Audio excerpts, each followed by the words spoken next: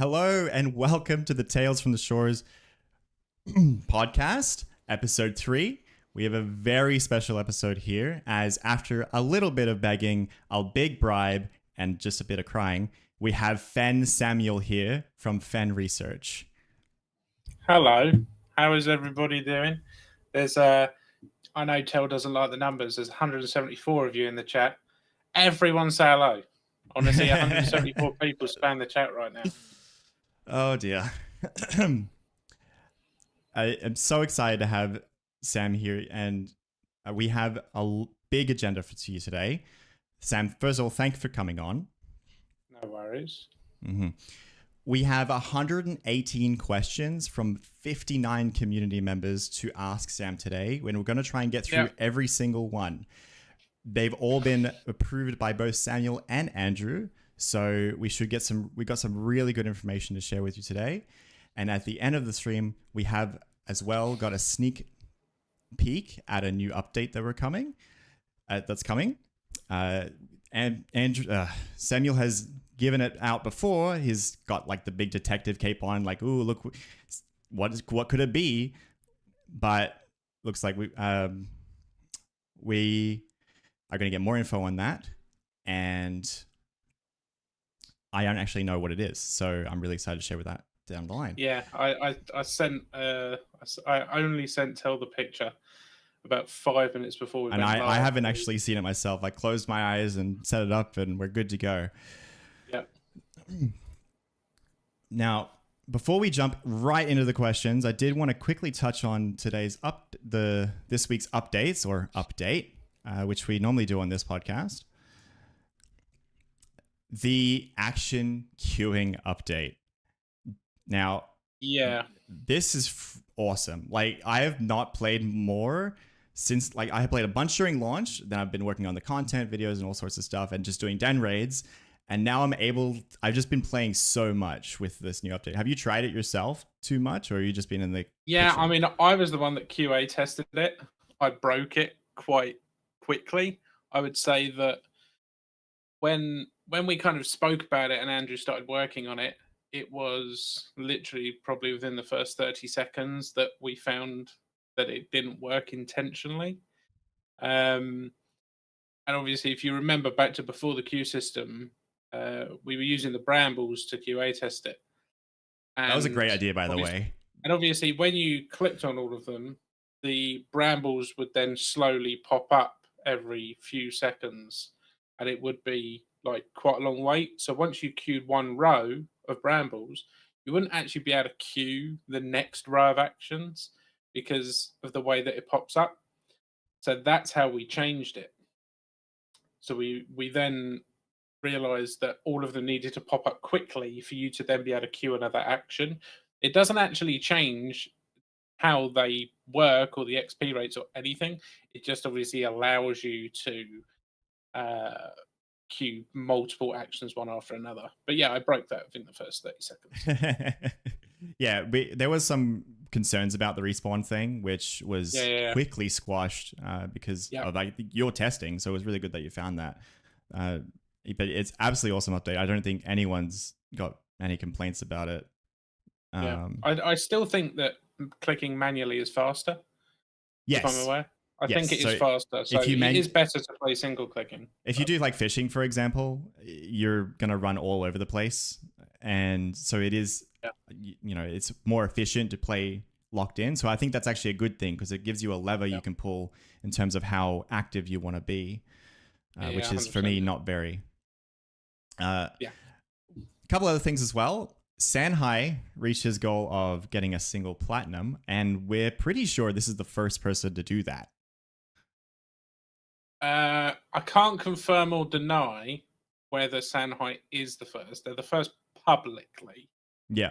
So obviously, massive congratulations to Sanhai being the first.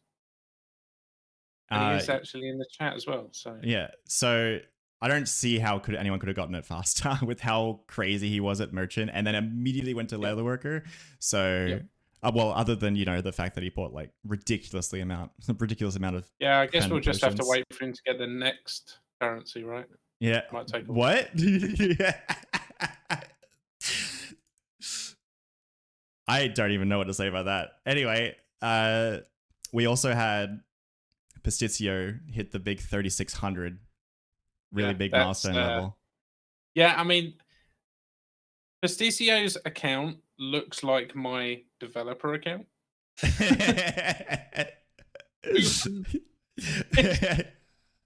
Like, yeah, Pasticcio goes very, very, very hard. So, yeah, very impressive. Very impressive stuff. That's awesome. And I just wanted to celebrate that. Couldn't quite get him on stream, but he does stream on his own channel. Now, I know everyone's excited, so let's dive right into the questions. How this will work is, let's see, 1 second. So the way that the questions are going to work is we have a lot of them to get through, and some of them are quite long, some are quite short. I'm going to do my best to summarize them while keeping the content without removing all the context. Some people like say, here's the thing and why I want it, and then they go into like a big paragraph about what it could be, blah, blah, blah. I'm just going to cut all that out, but I will be saying who asked and this and that. I won't be putting them on screen exactly because that would have taken me weeks and I get stuff. No, I'm not doing that. But we will also be doing them in kind of categories as well. And the first category is you, Samuel. So we're gonna be. I'm actually going to do a bait and switch. This is now an interview. Okay. I think I'm facing the right way. So, first of all, do you prefer Sam or Samuel? So, I prefer Samuel only because my mum used to call me Samuel when I was being naughty. And then I thought it'd be funny to rebel against her and get everyone to start calling me Samuel, so it never affected me anymore. And then it stuck. So yeah, now I go by Samuel. Plus, there was like 500 Sams in my class at school. So I know that for sure. Yeah, every Christopher was called. Oh God. Anyway, called Chris, and then it's like that, right? Yep. So, what's your gaming background? How what's your experience with gaming? Urzaring, first name, asked about your gaming background and your history with that. I mean, I've been playing games since I can remember, like very early age. When I started on like the Sega Mega Drive, which is like a super old school console, and played possibly the hardest game of all time, which was The Lion King. And if you haven't had the opportunity to play it, I will say just go and play that game, and it is the hardest game on earth. And then obviously moved into stuff like the PS1, had Game Boys, GameCubes, and then I got my own PC quite early on when I was like 12, 13. And I'd been playing RuneScape for a couple of years prior. So then it was just like full-time RuneScape, basically. And then these days, I play like quite a large variety of games. Like I've got over 1,000 games in Steam alone. And then I've got like the Xbox Game Pass, Ubisoft Plus, PlayStation Plus, like you name it, I own it. But I play Bright Shores, and then I do like Flight Simulator, Farming Simulator, V-Rising, and pretty much anything else that comes out that's like somewhat popular, I will try. But yeah. Yeah, I'm at quite a lot like that myself, and I think that the community really appreciates your experience. Like it's just really obvious you're really into games, so that's really cool to see. Especially for the community manager. I also have a degree in computer gaming, so so pretty well versed within the games world. That's good. Yeah. And that's why you managed to start doing dev work with Fen Research, right? Yeah, exactly. Yeah, like I knew how to develop, and strangely enough, I actually got into university not with grades, but I actually submitted RuneScape private server code. So I actually learned to develop by developing RuneScape private servers. So I know my way around Java quite well. Circle. We've come full circle. And I did tell Andrew that in my interview.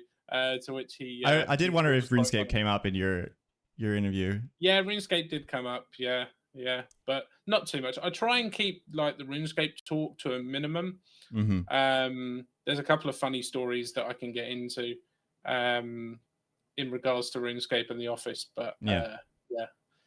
So Everdream asks, "What's your moving to Brighter Shores?" Everdream asks, "What your favorite professions and episodes are?" So favorite episode is Stonemore Hill. That's interesting. That's a fun answer. And then I'd say out the live game, it would be Hopeport, Chronopolis, Hope Forest, and then would I consider the mine a favourite? Nah, mine can come dead last. But then favourite professions, I'd have to say alchemist and carpentry. Strangely, I actually enjoyed doing carpentry. I feel like the people in the carpentry area were really nice and like friendly. And then it was the same in the alchemist area as well. Like the social sides of both of those skills are like really positive. Crafting areas are really cool for chatting and social stuff. Yeah, definitely. Everdream also asks, what's your total levels in your personal account? And if you're subscribed to the game or if they gave you members? So last time I checked, it was 485, I believe. So I'm closing in on 500. I mean, I was one of the top 100 players when the game launched. Like I was playing a lot, and then I got the job, and I didn't play as much anymore. Yeah. But I mean, I am subscribed to the game, but it is a benefit of working for the company. So I don't pay for membership. Okay, that's. But I don't think many people would be surprised. No. But my wife has to pay.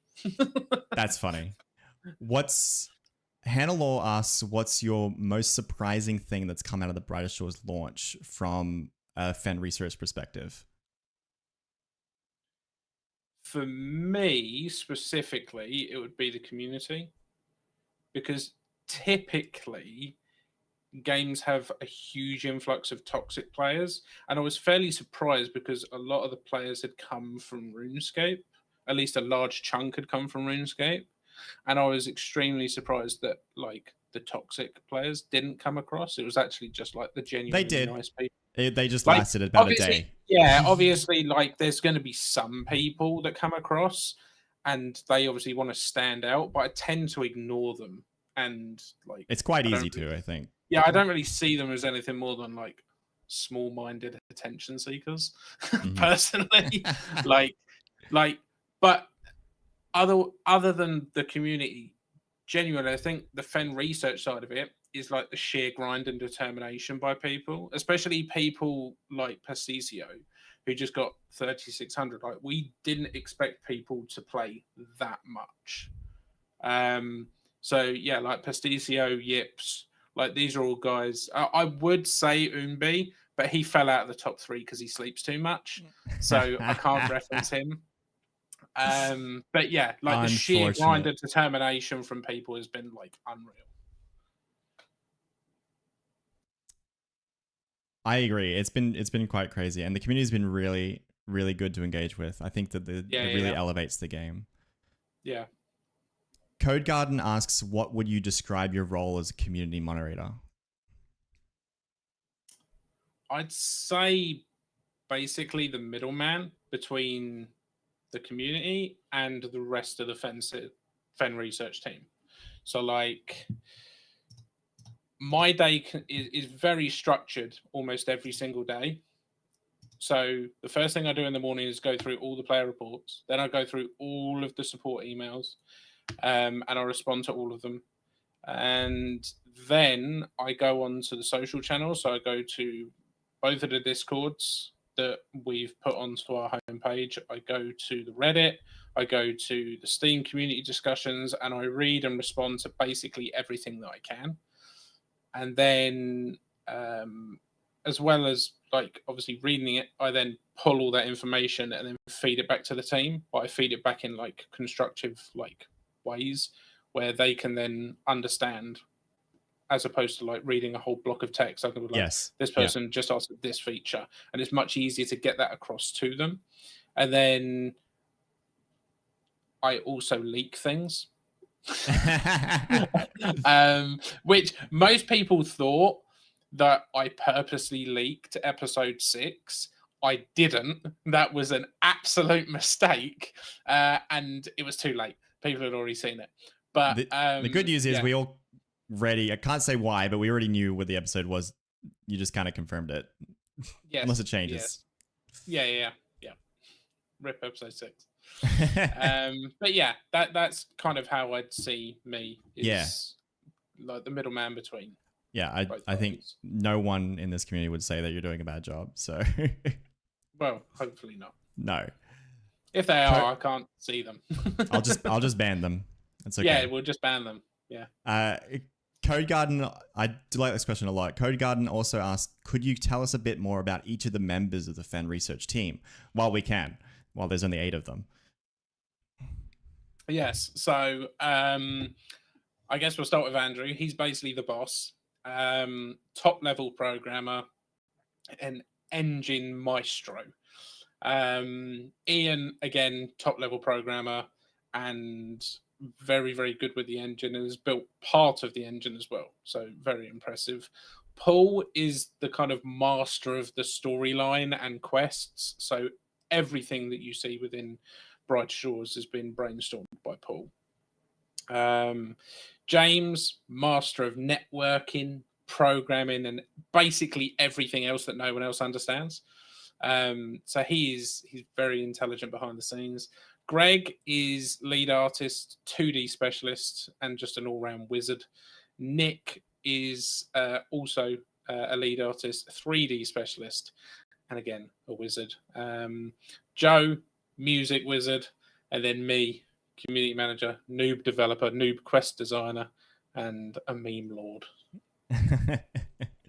That's really good. I don't know if I have any follow-up about that, just other than, I mean, obviously the team gets along really well. Yeah.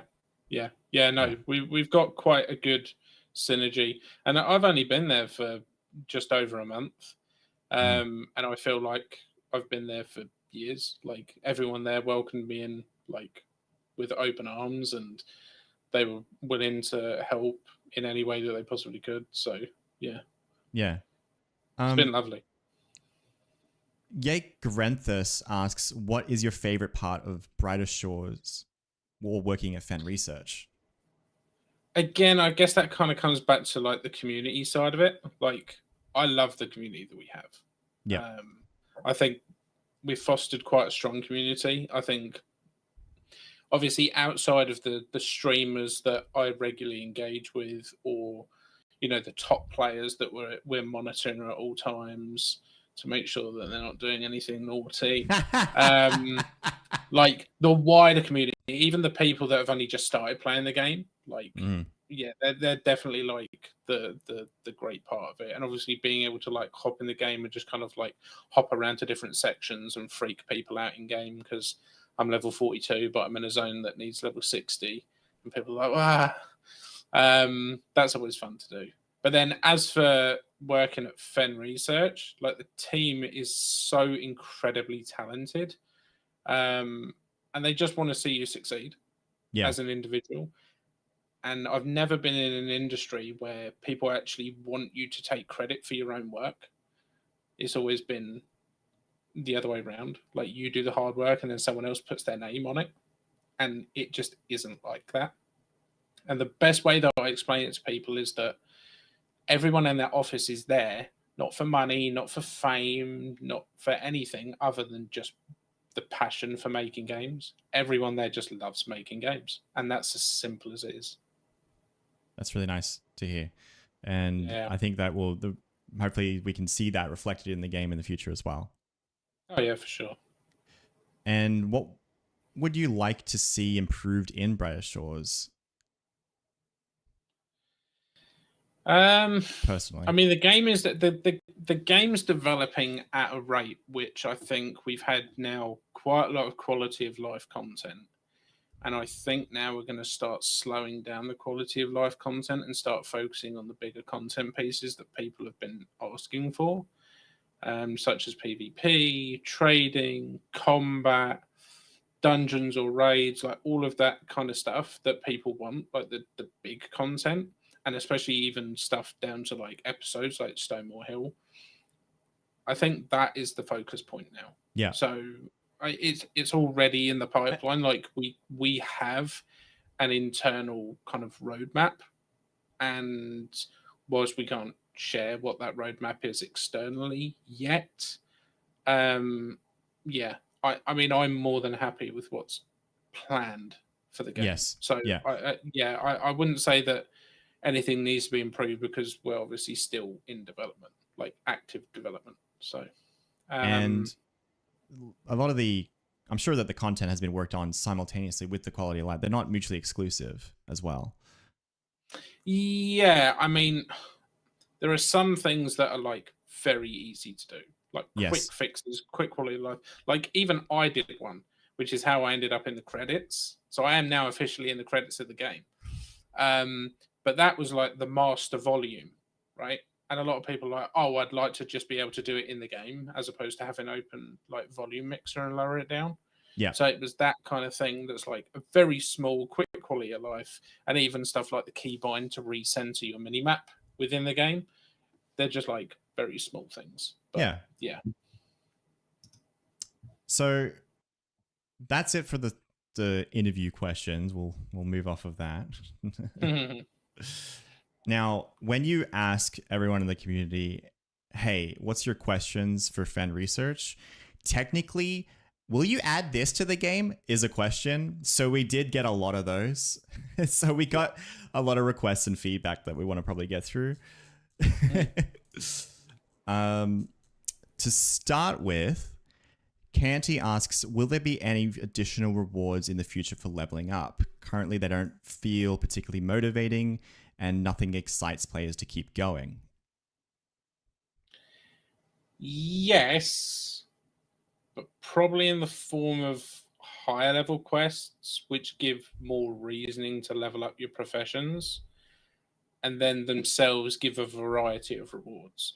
So, for example, similar to how the storage rift reward gives an incentive to level up carpenter, it will probably be the same kind of incentive. So you will have your end game quests or kind of like higher tier quests that give you a significant benefit around other things. Yeah, that makes sense. Yeah. And are there any, Kenty also asks, are there any plans to make the enchanter more useful? Not at the moment, no. There's no plans currently to change enchanter or buff it. Yep. Fiery asked, would we see more storage stones added to the mines? Apparently the Cabronese ore is a big issue and quite a common complaint, as well as some of the alchemy monsters in there. I can't say that we've got any plans to increase the amount of storage stones in current or future episodes. However, I do like the idea of using the builder profession to benefit you in older areas. Maybe it already does. So you'll have to wait and see. Mines Bridge confirmed. You'll have to wait and see. Fiery also asked, would we see a redesign or reshuffle in the levels of some of the resources? An example they had to complain of is, you know, the level 50 potions that sometimes need like a level 150 foraging to get. Yeah, I mean, I'd love to say that it's going to happen tomorrow, but I can't. I mean, kind of coming back, the most pressing issues we want to take now are like the more significant updates. They're weighing way much higher than a complete redesign of like partner professions and stuff. But I do agree that like some balancing is needed around some of the skills. That's good. Yeah, that is good to hear. I've had one person quit because they're like, they saw some massive gap on the foraging thing and they just got Yeah, a little yeah, frustrated by it, that's understandable. yeah. Fiery also asked, could we make the quest bosses repeatable? Yes. Maybe having good drops and stuff. Yes. Okay. Yes. Yes. Repeatable bosses and or raid content is planned. So you Cool. might see a quest boss enter a raid. Yeah, Possibly. that's cool. Erichetz asks, are there any plans to improve map navigation, such as more portal stones or shortcuts? Yeah, I mean, these are exactly the sort of things that we'll add as quest rewards as more side quests are introduced. And obviously, I'd love to spoil the fun, but I think I'll let the updates speak for themselves. Yes. Okay, cool. Plav asks, will we ever get potions belt slots for XP and fear potions? Yes, you will. Again, it will probably be a quest reward from a new side quest at some point.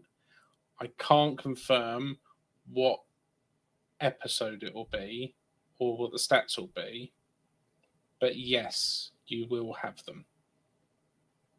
Cool. I will say to everyone that obviously people are really hungry for information.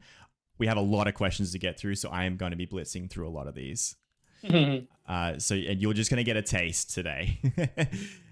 Habi asks, could a search feature be added to the minimap? Yeah, again, so this is a quality of life feature, and it's one that me and a lot of close friends have spoken about quite a lot, and I'd personally love to see it get added. It's just about when it gets added. Yeah. That makes sense. Yeah, there's some external sites that do a similar thing at the moment, but having that in the game would be really, really cool. Yeah. Habi also asks, has there been any discussions on adding rare cosmetic drops to each profession? Pets or transmogs? Yes. Again, we'd like to add unique transmogs to professions, but again, this will likely be done in the future. Yeah. But yes, we'd like to do that. Yeah. And I personally would love to do pets. And I try. And I feel like that's probably your answer for a lot of these is like in the future. But so obviously you don't mean in a month. You do mean... I don't mean in a month, but I also don't mean in like 5 years. Yes. Yeah. It's kind of hard to like put a specific time frame on Absolutely. And I don't think anyone should expect things stop and that. Change all the time. But yeah. As long as it's nice to hear that these things could even be considered is I think really refreshing for a lot of people. Yeah.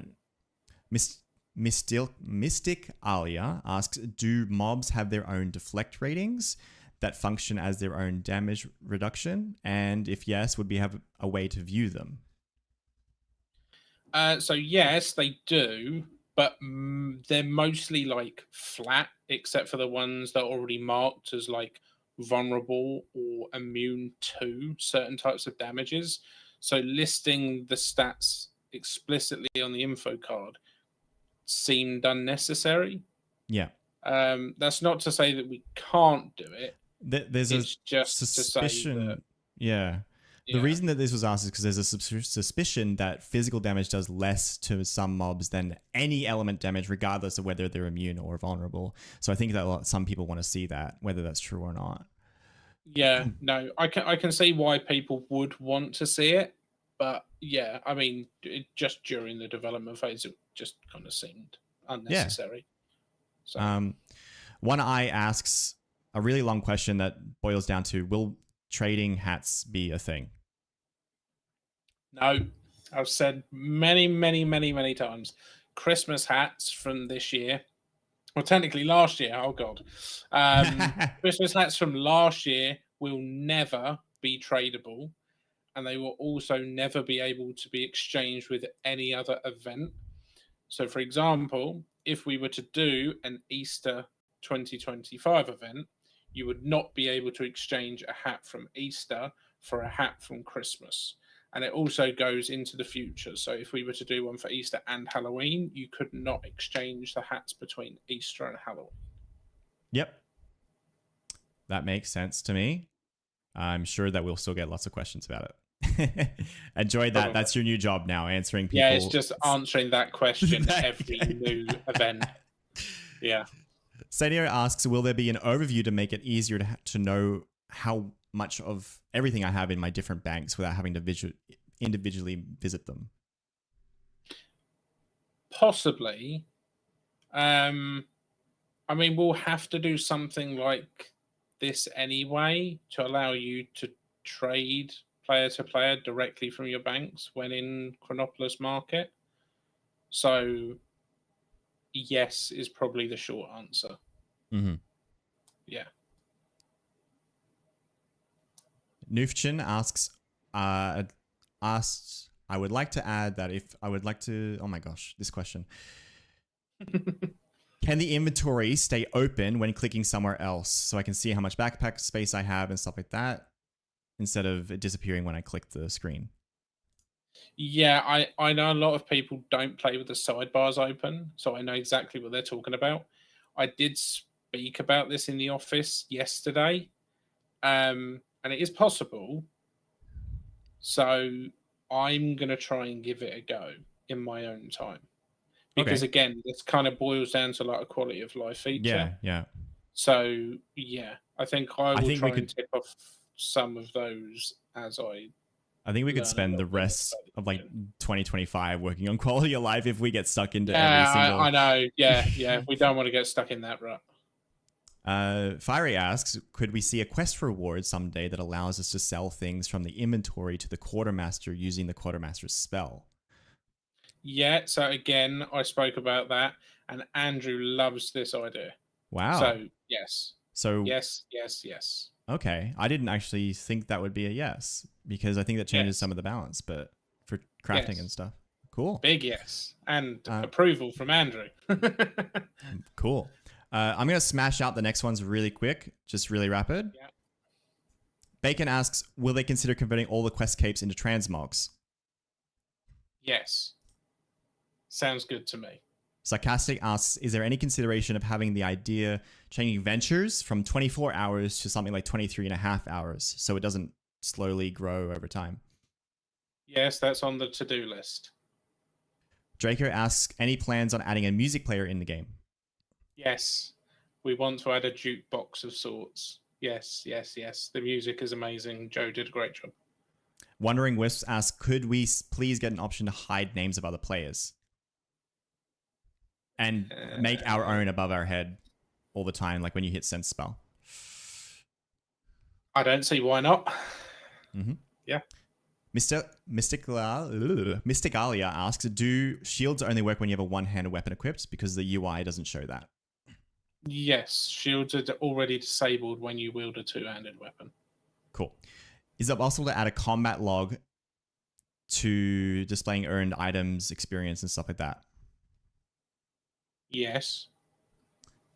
And a hide UI feature for screenshots? Absolutely. That is already part of the developer tool, so it's just about making that accessible to the players. Mm-hmm. Chris Red asks, would it be possible to bind mouse 4 and mouse 5? Yeah, so when I was working on the minimap recentering keybind, I was kind of juggling around like, where should I put this? And there is a kind of system that we use for keybinds, but it needs to be improved slightly. But I'm all for it. Yeah. Mm-hmm. One Eye has a few questions here. Will Profession's capes be getting any added passives or unique skills for the player when worn? Yeah, again, so I love passive rewards, so I don't see why we couldn't do something like this. Mm-hmm. That's going to be really exciting for some people if done correctly. Yeah. Can we have faster interactions with the NPCs for things like when you want to sell to the head chef, you just right click on them and click sell all without having to open the UI to do it? Yeah. Small quality of life. I like it. I think I'll implement it first in the kitchen and leave the leatherworkers out of it. Kitchen gang. They get so much free AOK time. They're fine. Yeah. When buying a store when entering a store to buy resources, having a favorites menu be at the top would be really nice as well. They asked. Yeah, again, a small quality of life. I like it. Mm-hmm. Aaron asks, would there ever be a non-Steam client? Yes. That's good. Eric Hale wants to know if it'd be possible to get the quest completion reward shown in the quest menu when you've completed the quest already. I believe it's possible. So yes. Cool. Yes. And that's it for the can I have this? Can I have that? Can I have this? Can I have that?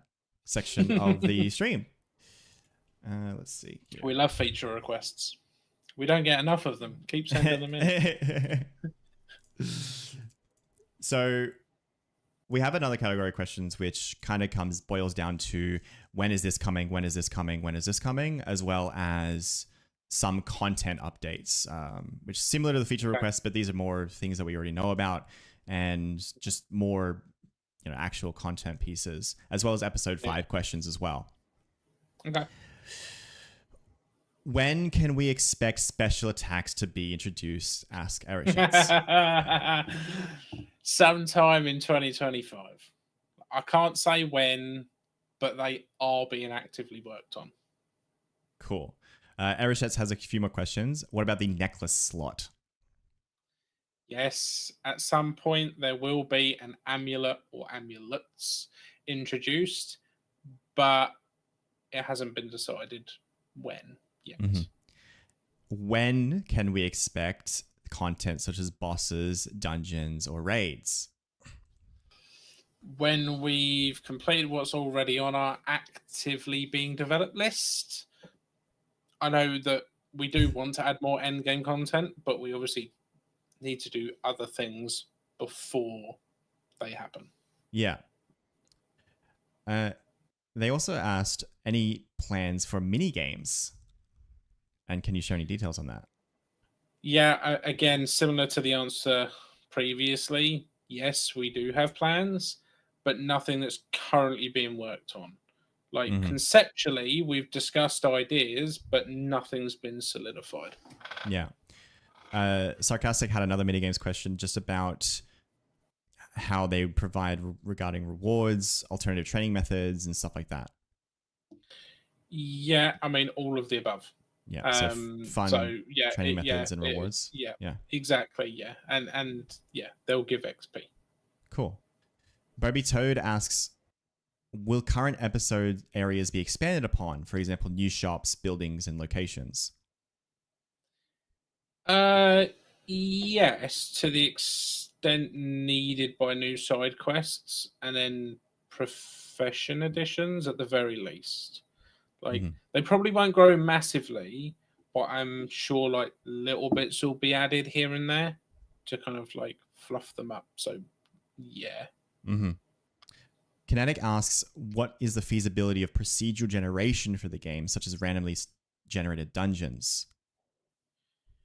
I mean, again, like we haven't started designing raids yet, like other than knowing that we want them. Like as far as the engine goes, it can support it quite easily because it already uses a room system. So connecting room together at random to make a procedural dungeon would be possible. So yes, it's a simple answer. It is possible. That's cool. Yeah, I think a lot of people are looking forward to some kind of dungeoneering-y type of style thing to integrate all the professions and stuff like that as well. Yeah, well, dungeoneering is a mini game. I've always said that too, so it's that's the. It was confirmed. It was a mini game. Oh. Mud asks, how is the progress on mobile and any ETA? So it actually does run on mobile already internally, and it runs really, really well.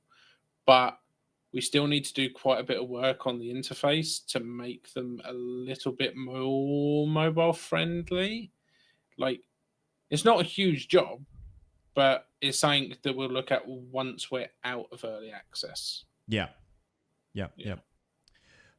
This was inevitable. Shulk asks what kind of timeline we are looking for a 1.0 release.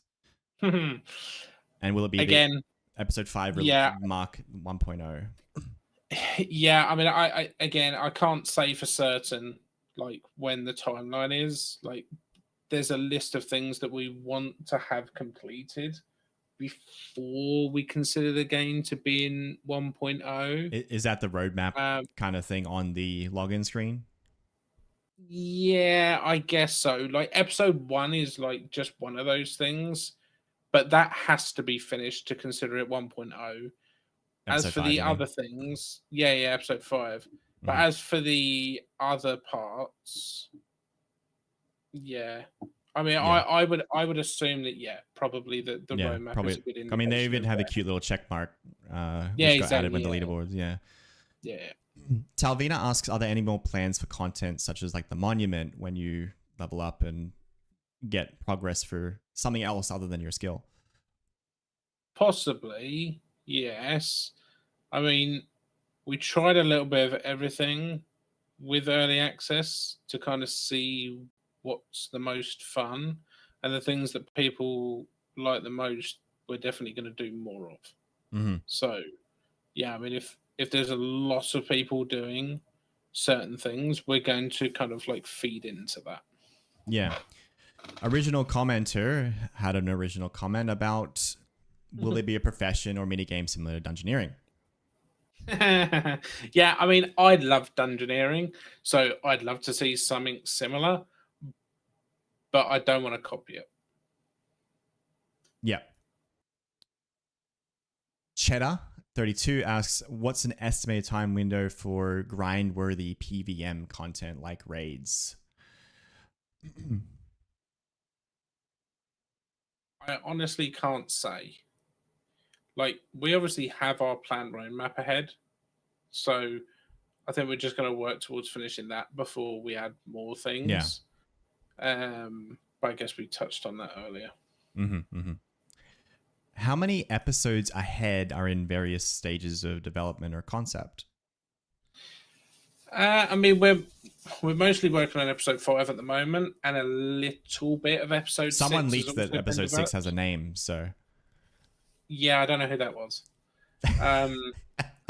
But yeah, episode 6 has a little bit of content, like some of the mapping, the graphics, and like the pass at of the main quest. But like, yeah, outside of that, it is just episode 5. Mm-hmm. Sarcastic asked if it was said that noted items are not something that's going to be planned to added in the game. So if dungeons and bosses are added, they shouldn't expect to be dropped ores and stuff like that, or would they just go straight into the bank? Yeah, likely the latter, if at all. Yeah, so I think that's a really big contention with. I don't want to constantly always talk about comparisons, but I know it's a big problem with RuneScape 3 is that bossing removes the need for skillers. So I know yeah. I'm sure stuff like that will be considered anyway. We can see it. Habib asks, any hints about what the reward will be for finishing the monument? I can't say. Fair enough. M. Caron asks, what is the thought process behind gear storage when unique items and bosses come into the game? It's likely to increase. Yep. To accommodate for that. That makes sense. Yeah. Geez, names, man. Kasao Ratsetsu asks, I was surprised when we learned to make an anti-acid shield, but only used it as for one quest instead of actually a shield that you can use. Will we get unique equipment and unlocks like that in the future? Yes, absolutely. Cool. I have some episode 5 questions here as well. Episode 5 introduces, Eroshetz asks, episode 5 introduces a profession called Armorer. Does this mean we'll craft all armor for all factions, or will each have its own unique crafting system? I mean, we didn't want to have to devote 3 whole professions to crafting again, like it does in the mines. Like that felt like way too repetitive. So in episode 5, the same profession does all 3 factions. Okay. That's a confirmation. So everyone can relax. Okay. It's not specific. We'll see how it works one though faction. with all the leather and stuff. Really It'll keen work to for see. all 3 factions. 3 factions. Everdream asks, will the armor profession require smelted bars, brewed bones, and etched stones, or any other materials other than leather? I don't want to say too much because I kind of feel like it would ruin the experience of players prior to it being released, if that makes sense. Hoarding and stuff like that, hoarding materials and Yeah. stuff. Yeah. Yeah. Yeah. While it seems Marvel area, who knows? While it seems obvious that the armor profession will be similar to various smith professions, can you give us a basic outline of how the builder profession will be like? An outline of the builder profession without losing my job. You build many things. Someone asked this question. There's no chance we get an answer for it, but what's the official name for the worm grabbing profession from episode 5? Yeah, this one is an interesting one because it was so close to being leaked, and I didn't leak it. But I don't know if people deserve to know what it's called yet. Why? What would make people deserve to know? Okay. If everybody said "We love Tell" in the YouTube chat and everybody subscribed, then I'll tell you what it's called. I did set this up. This is a setup. Yeah. And I don't know if I've got permission to actually say it. So let's see whether we can do it. I'll give them like 10 seconds. Okay, the chat's moving quite quick. Okay, are you ready? The episode 5 profession name is Delver. Delver. So delving, Delver. Okay. Yeah, Delver. Delver. It's not called Worm Grabber. It's not called Master Beta. No, it is called Delver. There you go. That's a huge announcement for everyone. I don't think that's another ever been... leak from Samuel. Oh my god, Leaky Samuel. Rename your other Twitch from Moldy to Leaky. I think. Yeah, I know, right? Yeah, I just need to go by Leaky. Oh dear, that's so interesting. I wonder how long it will take for the wiki to update. It's probably 3 seconds. Updated. Somebody's updated it. It's really interesting because Delver implies something that the profession icon doesn't. So I'm sure a lot of people are going to get into really crazy with the ideas about what it is. Yeah, for sure. Especially how it may integrate with Builder. I don't know. I genuinely actually have no idea. That's so exciting. Well, I know how it works. Yeah, I know you do. It's your favorite episode for some reason, even though it's literally just got 3 professions. So he says. Yes, so I say. We have here some more questions, more about the MMO and social aspects about the game. Okay.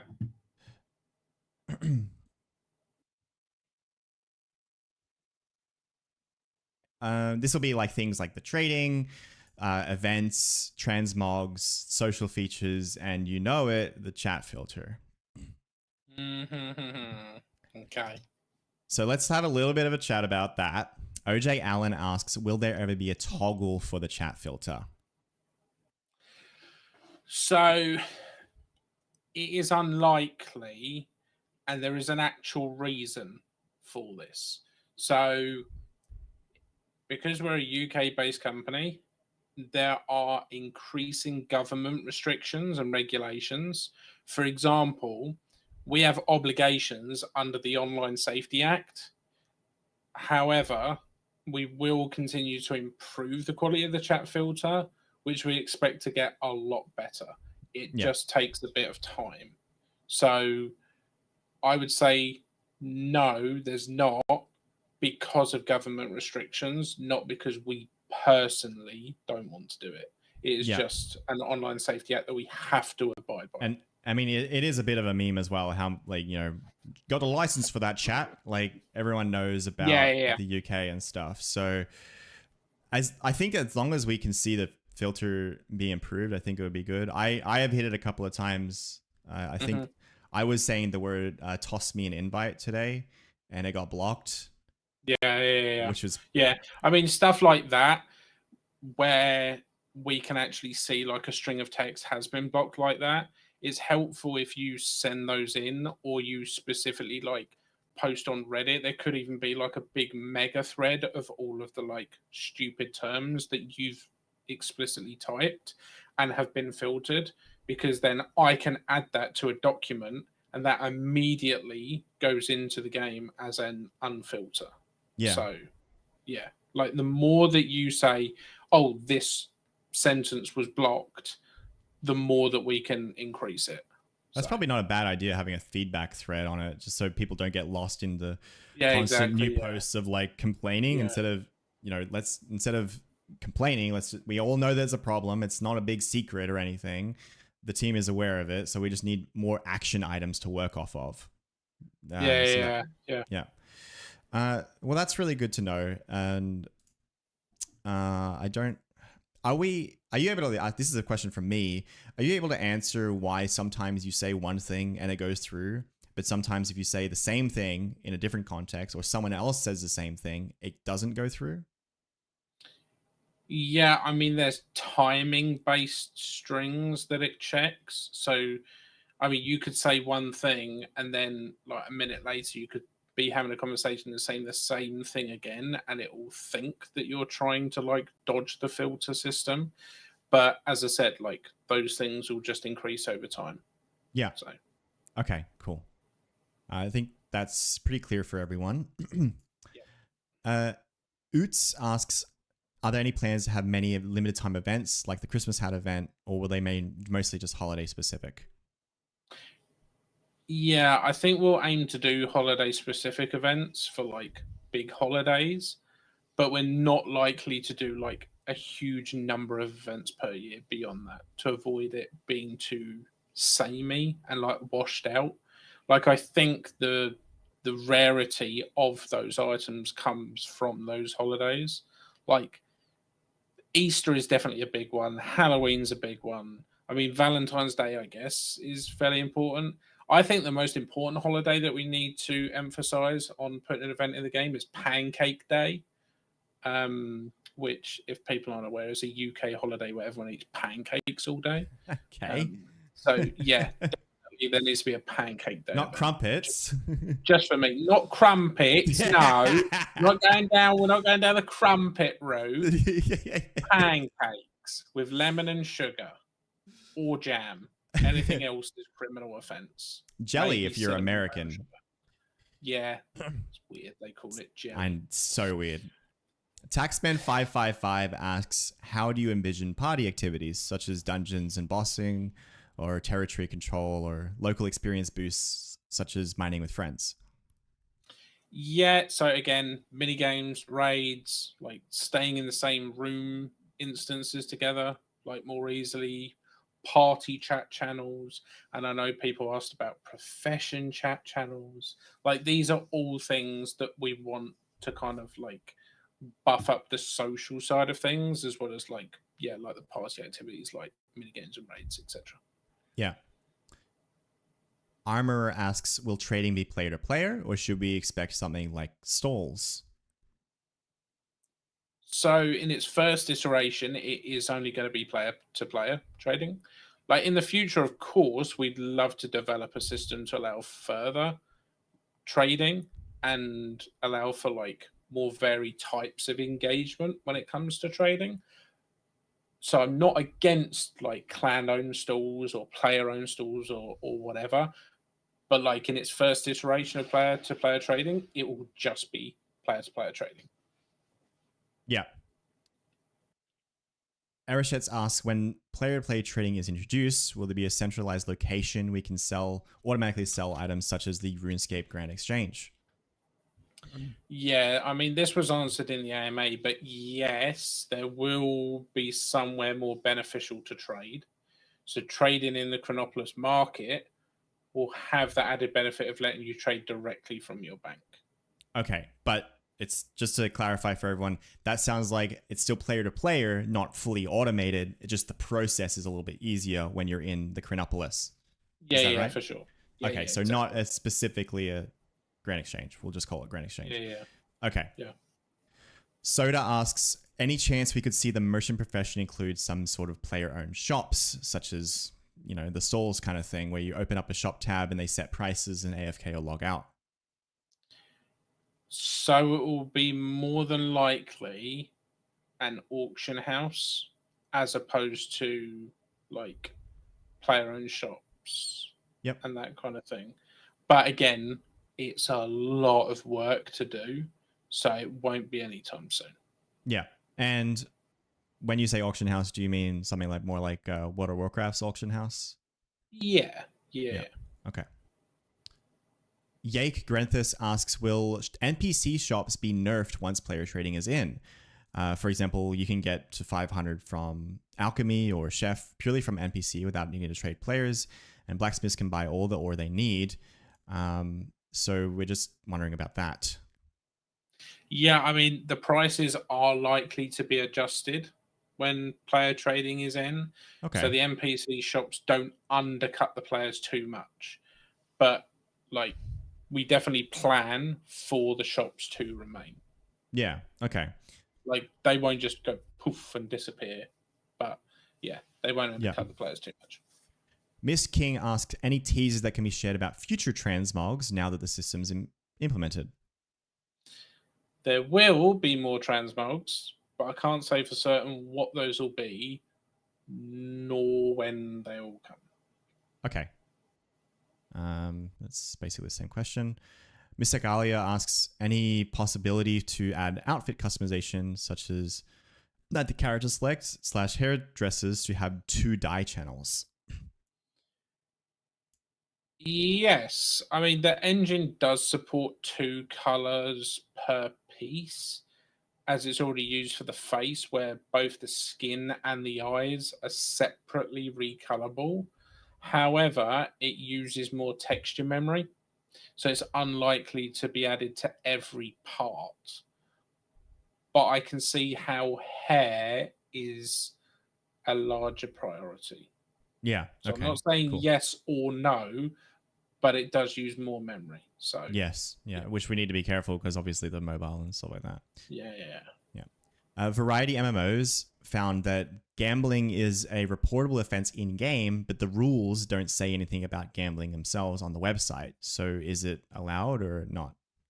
No, so those rules need to be updated. Gambling is not allowed now or ever. Okay. So Graggle Simpson has a similar question. Assuming that gold and silver will be tradable, can player-run lotteries and raffles be allowed? No. There won't be any gambling allowed of any kind. Okay. So it will likely be that if you're to be caught gambling, you'll be penalized, even if you were scammed. I see. Yeah, I see what you're saying. Now, I guess because obviously you're still engaged in it, if that makes sense. Yeah. you get scammed and then you get like gold taken away from you or something. Rules are the rules. We say don't gamble. So, yeah.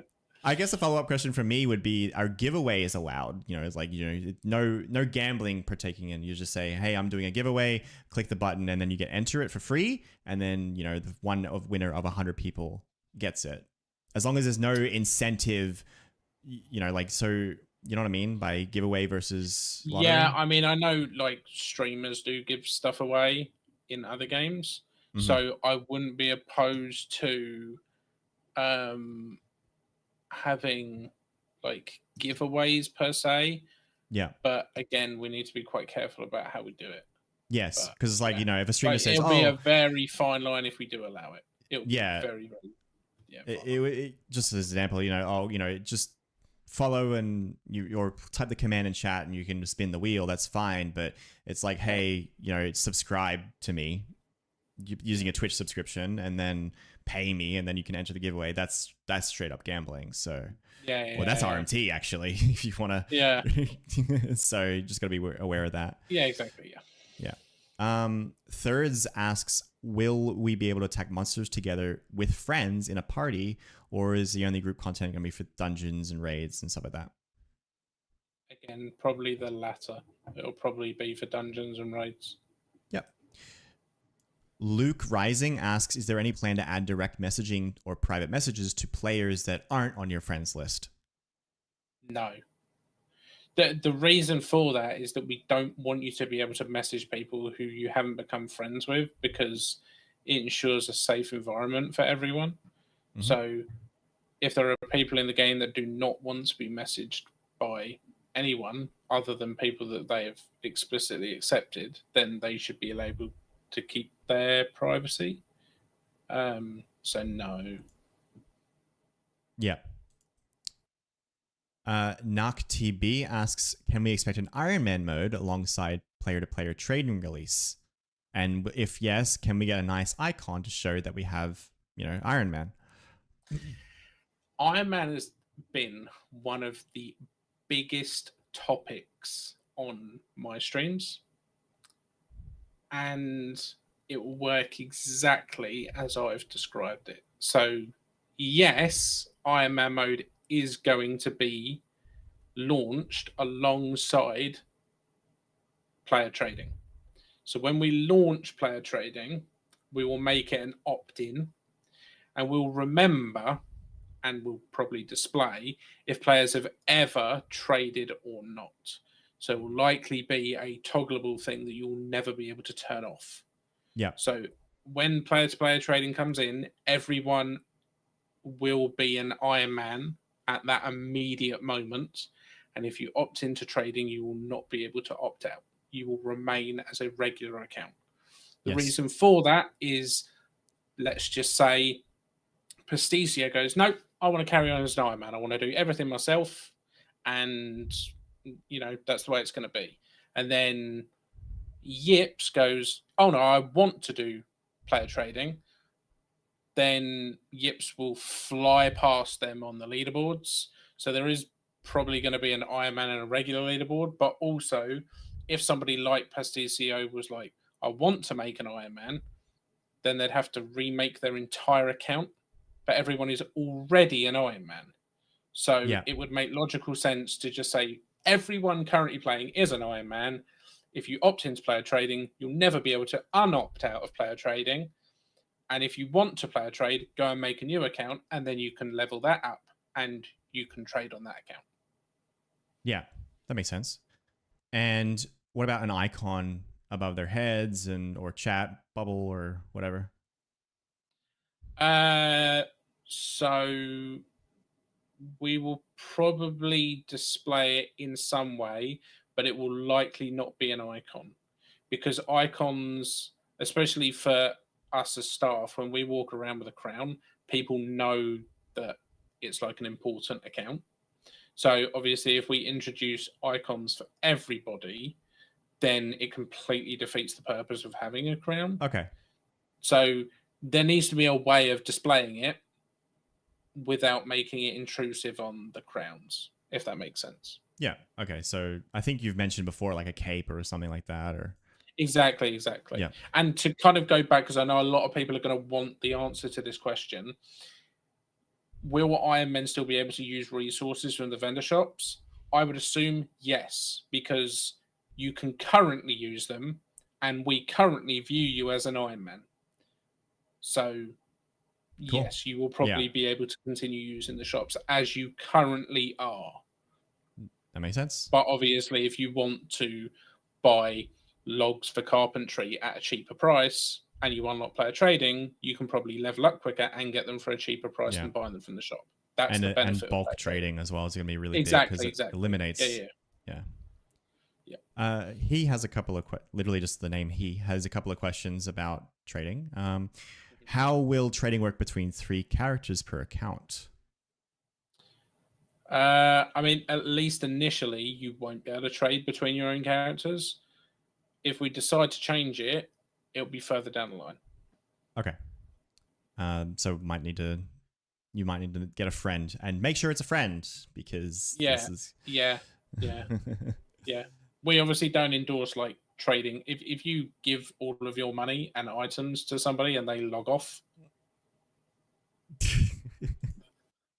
that's basically where I can end my sentence. Like, yeah. If one were to not opt in trading, could they still trade between their 3 accounts? So like 1 Iron Man, 2. Yeah, okay. Nope. Yeah. No. M. Karen again asks, when player trading is implemented, will there be any restrictions on item trading, or will it be all fair game, such as all weapons or just unattuned ones? Not everything will be tradable, but most things will. Okay. Yeah. See Me 3, given that most players appear to have over 100 Christmas hats, most is pulling a lot of weight there. Will these items have any specific utility in the future? No. They will be exactly as you see them now. They won't change. So no Golden Santa.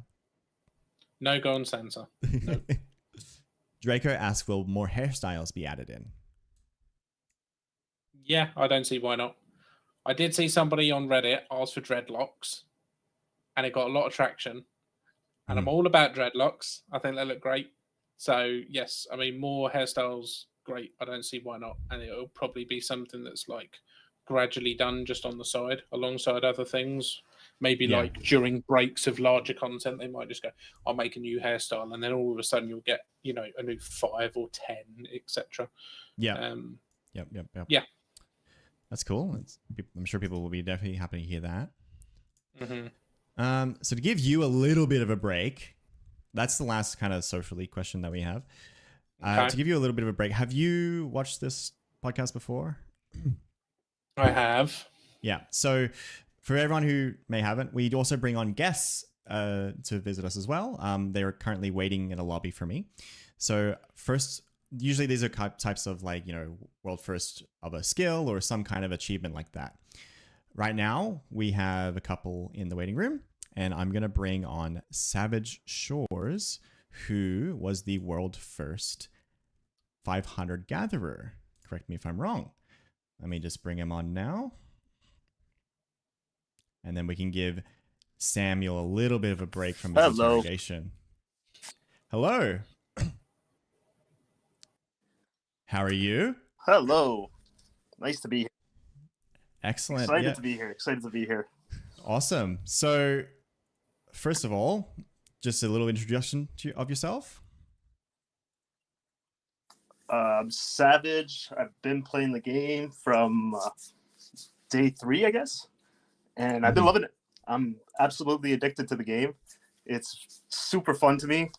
And I'm loving the high score races right now. And I'm loving Samuel as a community mod. He's killing it. I feel I love the leak that he's been doing. He's doing a great job. And poor thank Andrew you, has Paul. to plug all these leaks. Yeah, I know. I was genuinely terrified when you said, "Oh yeah, we're going to bring a guest on." I thought, I think somebody said it in chat, like Andrew would just pop on the screen and be like, "What have you been saying?" I need to check my phone and make sure my texts aren't blowing up. But can't believe it. So this is about you, dude. So what drew you to Gatherer?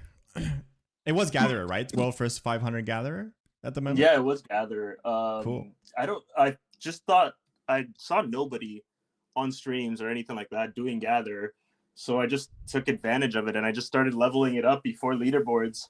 And when leaderboards came out, I was in rank 10, and I just kept on pushing. And okay. So what level were you when leaderboards came out? Do you remember? 120, and the first guy was like 280, and he quit. Yeah, I got lucky. 280 is really high because I was thinking like everyone, if you're number 10 and you're 120, maybe the top player is like 205, 210, but 280 is actually quite a big leap. Yeah, he was 280. He went to 300, and then I think leagues came out on RuneScape. So that's what happened. I'm pretty sure that's what happened. Yeah, a load of players went and played leagues, but I think they're going to start coming back in about a week or so. And they're going to get the queue update too. I'm jealous. Did you get World First 500 Gatherer before the queue update, by the way? Yes, I did, and I'm really proud of that, to be honest. Oh, you're happy about that? I did. All these plebs, I did it well before it was easy mode, right? Talk about easy shores.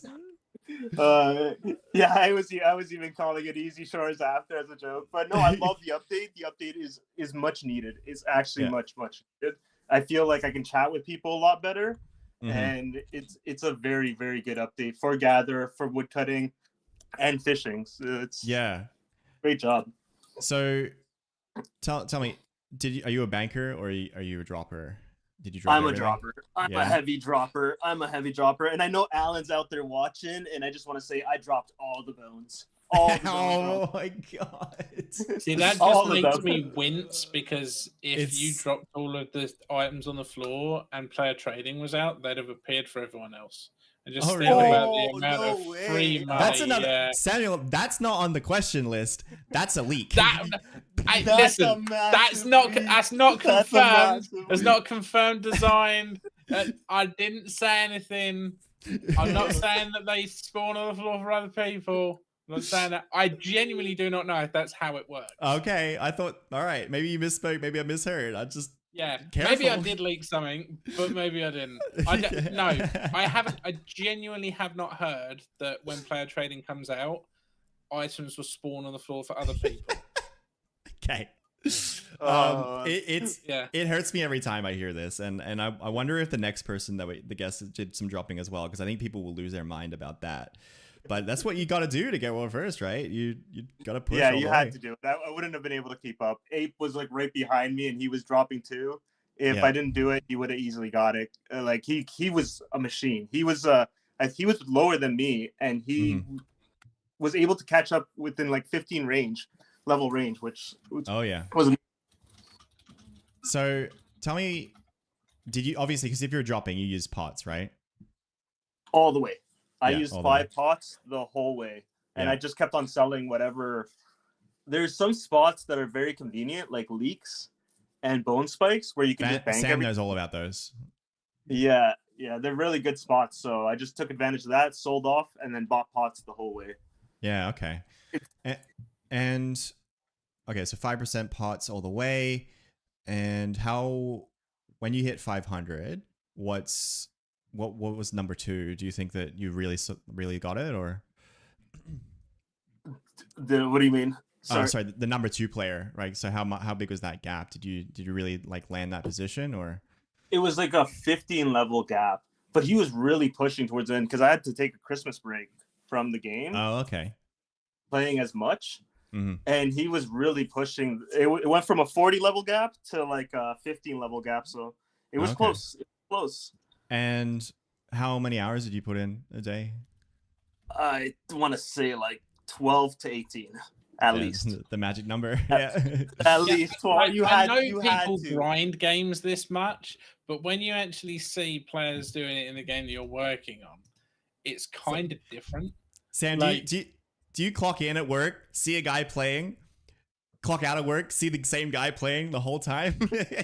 No, genuinely, I can log in the morning and just be like, "Hey, everyone," and I see someone there doing carpentry, and then I come back at 9 hours later, and they're still pushing it along, and I'm just like, and I understand the struggle because I did 20 to 32 carpentry in one sitting, 7 hours. I did not move. I didn't go to the bathroom. I didn't get a drink. My throat was so dry. It was horrible. But I see these people doing it every day for 9 hours minimum. And I'm just like, when are you going to leave? And I actually saw someone doing carpentry. And then I was like, oh, they're not here. I hope they're okay. And then I walk outside and they're just outside. And I'm like, oh, okay, they're fine. But like, I do have people that I genuinely like check up on from time to time. And I'm just like, yeah, they're still there. That's funny. Let's That's see. how it's got to be, though. That's the grind set. Yeah. What are you doing now? What's your next goal? Are you Hope playing? Forest grind. Okay, so you're doing full Hope Forest. You're not going for number 1, or you are, or No, I'm not going for number 1. Nat's Yeah. got it, or Monster Girl. They're both monsters. Like, they're beasts. Yeah. I can't compete with them. But I'm just playing casual now, and I'm loving it. Absolutely loving the game. Okay, so you just want to cap out Hope Forest, right? Yeah, I just want more casually. Yeah, slowly cap out the game and go for comp cape, I guess. Like, I don't know. I'm really. I know I'll be playing this for the next 20 years. I'll be here with you guys the whole time. I know it. I just know it. I'm so addicted to it. Are you gonna race for a second rank 1 in Delta? Yes, it will be Worm Picker. Official name Worm Picker. No, its official name is Delta. I've already leaked it. Yeah, I will be racing for that exact rank afterwards. Yeah. I'm really excited to see how. I think that because now that we played the game and we all know how it works, I think the future episode races are going to be really, really interesting because people are going to have 50,000 experience pots stacked up in their bank. They're going to be fully locked in. They've got their leave planned. Like these first 400s took a long time. The next ones, mark my words, they're going to go real fast. They're going to go real fast, especially the tools, the enchantments. Like, if you have money, you save so much time. So, yeah, it's going to be the next couple races. The way that the system it currently works, I love it. Because we always have fresh content that we're always competing for. And I know it doesn't seem the best right now, but I'm so bullish on this game and its future. He's all in. He likes the stonk. Yeah. That's awesome, dude. Well, thanks for coming on. Did you have any shout outs or anything like that you want to? Shout out to all the homies, everybody that's playing right now. You guys are making the game as it's growing, and it's such a great community. Just shout out to the community, everybody. And especially shout out to Gray. He told me that I had to shout him out, saying that he's the reason that I got 500. So, Is he the reason that you got 500? Yep. That's awesome. Exactly. Well, thanks so much, Savage. I'm, super glad to have you on. It's been really fun. I'm gonna bring on our next guest. Thank you, guys. I hope it's not Andrew. No, it's not Andrew. Here's your P45. Thank you, guys. Thanks, Savage. Have a good day. Cheers, Savage. It's not Andrew. It's Ryan. Samuel, you're sacked. That's even worse. Ryan, welcome. This is the world first, I believe, Leatherworker. Yes. Rank 1. Excellent. Good to be here. So, tell us about yourself. Introduce yourself. My name's Ryan. Rank 1 Leatherworker, unfortunately. Quite the story. It's quite Done a story. some stupid things. Done some stupid things. Yes. Got in trouble. Got redeemed. Got redeemed, yeah. So everyone wants to. Let's get this. Let's just elephant in the room. Ryan, why did you get banned? I was joking about real world trading. So yes, I asked Hook to a girl how much she was selling her gold for. Is that it? Is that what you said? Or yes. Yeah. Okay. I said, how much are you selling your gold for? Got it. Okay. And Sam... what I do have a question about though is that an automatic ban or was it a manual ban? I believe you were reported. I believe it was a manual ban. Outrageous. I don't know who did it. Yeah, so, not entirely sure. I spent a whole day in solitary confinement. Yes. Oh, that's right. You got solitary as well. Only to the Shadow Realm, and just sat there in the tannery on my own. It was a hard day, to say the least. That's good. So you got. So if you didn't know anyone, so Ryan did get a temp ban. I think it was talking about real world trading, which is quite serious. But I think there was additional context inside the combo, and then Ryan reported it or Yeah. appealed. Yeah. So the way that the report system works, without going into too much detail, it only shows a certain amount of context behind a conversation. So out of context, it basically just looked Yeah, like it real looked world bad, trading. but I knew why. I wasn't too mad about it, to be honest. Yeah. I realized Um, why it would have looked like that. I'm sure. Yeah. and then we you probably saw the context. It was like, yes. It's just So the tannery being the tannery. Yeah, 'cause, exactly. Yeah. yeah, Hoktuaga was quite the controversial character in the tannery. Mhm. Turned out to be a bot, and Oh, I see. yeah, I And you were mean, asking. I don't think they actually said anything in game, right? So you're just like, well, I spoke actually. I did. I spoke to them maybe once or twice, but I guess that's when they were just logging on to turn their script on. I can neither confirm nor deny if Hot to a girl is banned. Yeah, it was fairly obvious. I mean, I somebody pointed it out to me because yeah, I wasn't aware of Hoktuaga. I hadn't even noticed that she was in there, and then out of nowhere, when leaderboards came about, she was the first ranked, and I thought I was in the clear, to be honest. So I was just chilling, and then mhm. yeah, she came up as rank 1, about 18 levels ahead of me, and I was like, No how? way. I hadn't really grinded that hard. I'd Yeah. grinded for like, I was spending like 16 hours a day. Yeah. But yeah, And it's like, I it's was not like, really okay, maybe. like, there's only so much experience you can get, right? With Gathering and Forager, there's different routes you can do and you can optimize. Leatherworker, you go to the vendor, you buy it, you go to the crafter, you craft it, right? So Exactly, yeah. it's literally just, it's a bit of a time commitment. So yeah, that's, how was that grind? Let's say, why Leatherworker as well? So I chose Leatherworker because I knew I needed to do something that was fairly AFK, because I've got a full-time job and I can't do these actives. Definitely couldn't do something like merchant because I'd lose my job.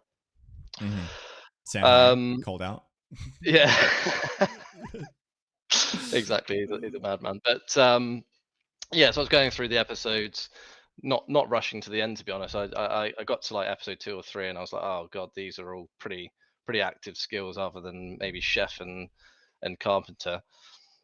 But then carpenter, you require woodcutter as well. So yeah, ended up getting to Chronopolis, and I found Leatherworker, and I was like, okay, that's good. That's AFKable enough. Found out that merchant had the discounts as well for Leatherworker, and I was like, oh, there's no way anyone's stupid enough to go for 500. So I'm just going to do it without doing merchant first, because that's obviously the route to go down. Yeah. Yeah. To make a lot of money, like Sanai has done. So, okay, so that makes sense. Now, did you? So you just locked in, you did it. You said 16 hours a day. I'm assuming you work from home, maybe. Assuming you sleep sometimes. And so you lock in, you do the Leatherworker, you're selling. Now, if I remember correctly, you start dropping your leather?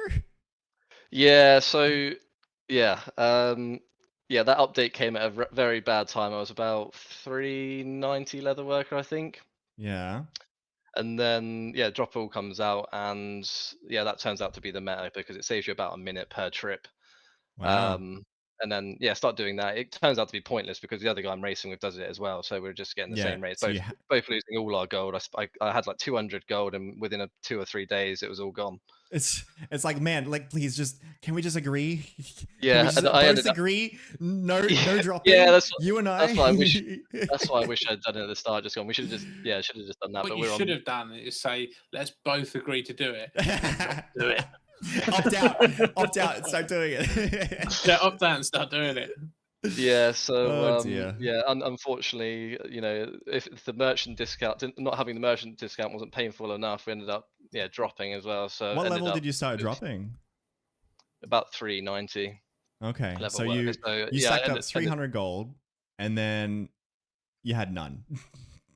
ended up with about I think it was 50 gold or something by the end of, because I created a gap at the end, so I was able to chill a bit more and not do the drop method. But yeah, ended up with about 50 gold at the end of level work. Yeah. So And then that's so funny. there's Sanai who's a level 300 and something, and he's already made 500 gold from it. I know, it's crazy. Like, it's so unfortunate because you can't really go back and get that gold anymore. without Yeah, well, I XP can, but wasting, it's so. XP waste, isn't it? Yeah. So yeah, So it's not just that I'm like pushing for anything, but tough. It's like you got. I got the 500 Leatherworker and all I got was this stupid cape. yeah, exactly. But I got rank 1, so that's a good thing. Just about, because Yeah. it was pretty close between me and the guy in the second. He was putting a lot of hours, and he was opted out for quite a bit of it, and then opted in when he was about 10 levels behind me or something like that, or maybe closer. But Yeah. yeah, he made me push hard. I had to do an all-nighter one time, which was rough. Still probably recovering from that. And then yeah, after that it was about 20 hours and 4 hours sleep. So it was pretty rough. That's the final push, right? Yeah, Yeah. exactly. Now you get to 500 Leatherworker, and now you're doing merchant now. Like you're doing Chronopolis, or Yeah, I'm going for the Chronopolis leaderboard. I mean, I'm not pushing for first or anything like that. I'm just trying to get into top 9. There's no way I'd get to first because Casey is an animal, and yeah, I'd be surprised if anyone beats her, to be honest. But yeah, if it gets top 9, that would be great. Yeah, that makes sense. And I can see that chat is rising up already. So tell us about the tannery and the faction wars. This is the thing. The tannery is the best place in the game that I've come across so far. I've been to the kitchen. It's just not quite there with the tannery chat. And yeah, we've got a war inside the tannery as well, not just between the tannery and the kitchen. We've got a war between the north side and the south side. The north and south? No way. Yeah, exactly. And I'm not, Samuel's is unfortunately on the north side, which is the wrong side to be on. That's that's the one with the weirdos. The north side is you got the Twisty on that only side to be on. Sanai's on that side as well. I'm level 20. What are you on about? Like, are you talking about the division between the south crafting spot? Yeah, where the two bars. Yeah, so there's alignment between. Oh, that's right. Because there's a bunch of northern crafting stations and southern crafting stations. So that's what it is, right? Okay, that's hilarious. Yeah. So Ryan, you've seen Sam in game now. You said that Samuel's on the north side. You said, or he is. He's a self-confessed Northsider. It's diabolical, to be honest. Yeah, and that's from the official FenSamuel account. So we're confirming the north side is better XP rates. I heard you were going to ask the office as well what their opinions were. Yes. I think the large majority of them were fairly neutral and said, I don't really pick a side. It depends on what way my camera ends up. But a lot of them have actually gone back and done what I'm doing, which is kind of going. They got to Chronopolis, unlocked the ability to go to Stonewall Hill, and now they went back and did Hopeport and all the quests. Then went to the Hope Forest, did all the quests. So I think they're slowly making their way over to Chronopolis, and they will eventually start training. But yeah, there's no one that's specifically north side or south side except for me. All right. And Ryan, you're south side? I'm south side, yeah. All right. I'll have to consider that. And he is the number one leatherworker, Samuel. But he has contradicted himself because he has an N on his baseball cap.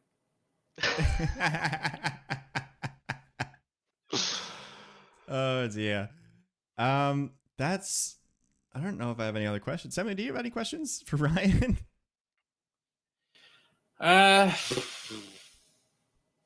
Yeah, I mean, how do you get away with playing games while at work so well? Because I'm a software engineer, so it's just easy. 2-minute clicks, and I can write 20 lines of code easily done. Nice. Oh yeah, the Leatherworker is so nice for that. So why you pick Leatherworker, not Den Raids? I guess Den Raids aren't really efficient. Well, Den Raids is actually better now. I didn't realize that, to be honest, until I started training it. But yeah, Den Raids is a lot more AFK. You wouldn't have gotten rank 1 detective or watch person with Den Raids though. No, this is it, isn't it? So yeah, I mean, it's more efficient to train those individually. But yeah, so I'm just doing. Yeah, so it sounds like Den Raids while you're at work. Clock out, do some merchant, go to bed, repeat. Yeah, well, merchant, I'm doing. Close your ears, Sanai, but I'm KPing the and passiving the merchant Oh skill. god, passive It's just merchant's too one of active. the worst ones too. Yeah, I know, but I you know, to get a rank in Chronopolis, it's got to be done. Well, thanks so much for coming on, Ryan. Did you have anything you wanted to say? Shout out. Shout out to Twisty, you know, everyone's favorite tannery guy. I know Samuel, you like him. I'd love to see. I I'd love to see, Twisty. I I'd love love to, Twisty. I'd love to see a table of who's got the most reports in the game, because it's got to be him. He's definitely top 3. Yeah, Pastizio's up there as well, just for being Pastizio. Yeah. I genuinely do not think he's ever had a report. Really? Yeah. I figured. Oh, top 1. Not that I can remember. Not that I can remember. No. Wow. Well, everyone get on it. But Twisty's Don't like do that, a daily reminder that I get paid to do my job, and it's not a volunteer thing. So don't quit. Oh my god. Well, thank you so much, Ryan. Thanks for coming on. We will dive right back into the questions and the interrogations. And yeah, back to you, Samuel. Thanks, Ryan. See you later, guys. Bye. You gotta stop bullying the player base, dude. It's not fair. Dude, part of my job is not bullying the player base, but having fun with them. All right. People might fudge, fudge. I'm fudging the, it's content and now it's game and design, but the next topic's about the game and design of it, of Brighter Shores. Stuff like balance, factions, lore, and professions, and combat. So getting into it, Alpaca asks, there's been a lot of talk about Leatherworker. Oh, there it is again. Overtuned as the best gold source in the game by a wide margin. Does Fen agree with this idea or have any remarks? No, I mean, Leatherworker's not supposed to give coins far faster than any other profession. So I guess we're going to have to investigate this. Yeah, the wiki rates are accurate. Yeah. Yeah, I mean, we know that some of the progressions are underpowered because they don't take the time to get to the bank into account correctly, but we do plan on fixing that. So it's kind of yes, but kind of no. But yeah, I'm going to investigate that. That's good. So maybe Leatherworker is going to get nerfed. Maybe. And maybe we'll just have to recoup all the money from people that have abused it or ban them. That's true. Yeah, I was going to say, so if you do that, then you're going to get people upset. Oh, I can't believe you nerfed Leatherworker. Now all the people who did it. But if you take their gold away, well, yes. Now we're talking. And if they've already spent that gold, we'll put them into negative equity and then they owe us money. It's a great content update. Great quality of life. Those poor detectives who abuse that glitch. That's how their experience is now. A negative detective experience. Yeah. Down with the tannery is what I say. Everdream asks, will new monsters or items ever be added for existing professions to fill the gaps? Yeah, again, kind of back to the very earlier question, it's likely to happen, but it'll be part of a larger project. I didn't click the button. 1 second. There we go. Yeah. Okay, cool. That makes sense. It'll be a big change. Yep. Galoof asks, are there plans to adding deliberately more challenging or gameplay intensive combat to attract the higher end achievers? Yeah, again, so endgame content, 100%, will likely be this year. Okay. Bobby Toad again. Will there be unique weapons and armor added? I think we talked a little bit about this. Yes. I mean, the engine already supports uniquely named weapons because it's already used for things such as the crossbow that you get during quest 1A. However, it's not a very exciting weapon. But once we have special attacks, then creating more powerful, uniquely named weapons possibly as quest rewards or boss drop rewards is quite likely. Yep. Yeah. That's. I'd like to create a leak that you throw. Just throw leaks at people. Oh dear. We call it Samuel's leak. Samuel's leak. It'll be a new quest item too. Yeah, exactly. You have to repair a boat. Yeah. Boat. Yeah. Geodude asks, is the plan generally continued laid back, hardly click and relaxive PVM, or will you get more intensive kind of, skill gaps for PvP and endgame? Yeah, I mean, the way that combat is right now is fairly relaxing, right?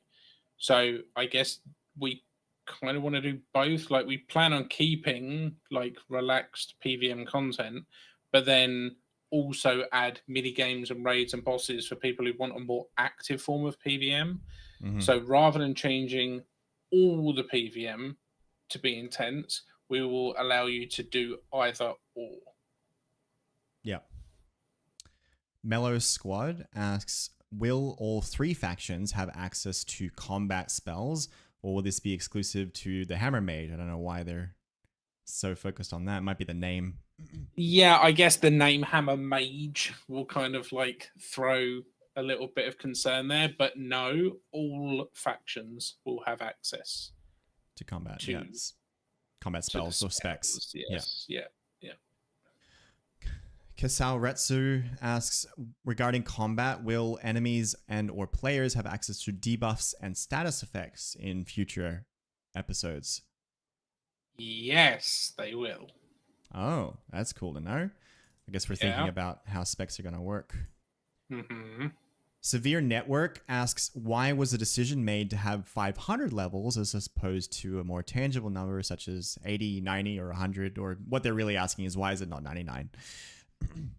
I mean, originally the levels went to 100, but the time to get between levels was way too long. So we increased it to 500 and made it 5 times easier to level up. So, yeah, that's why.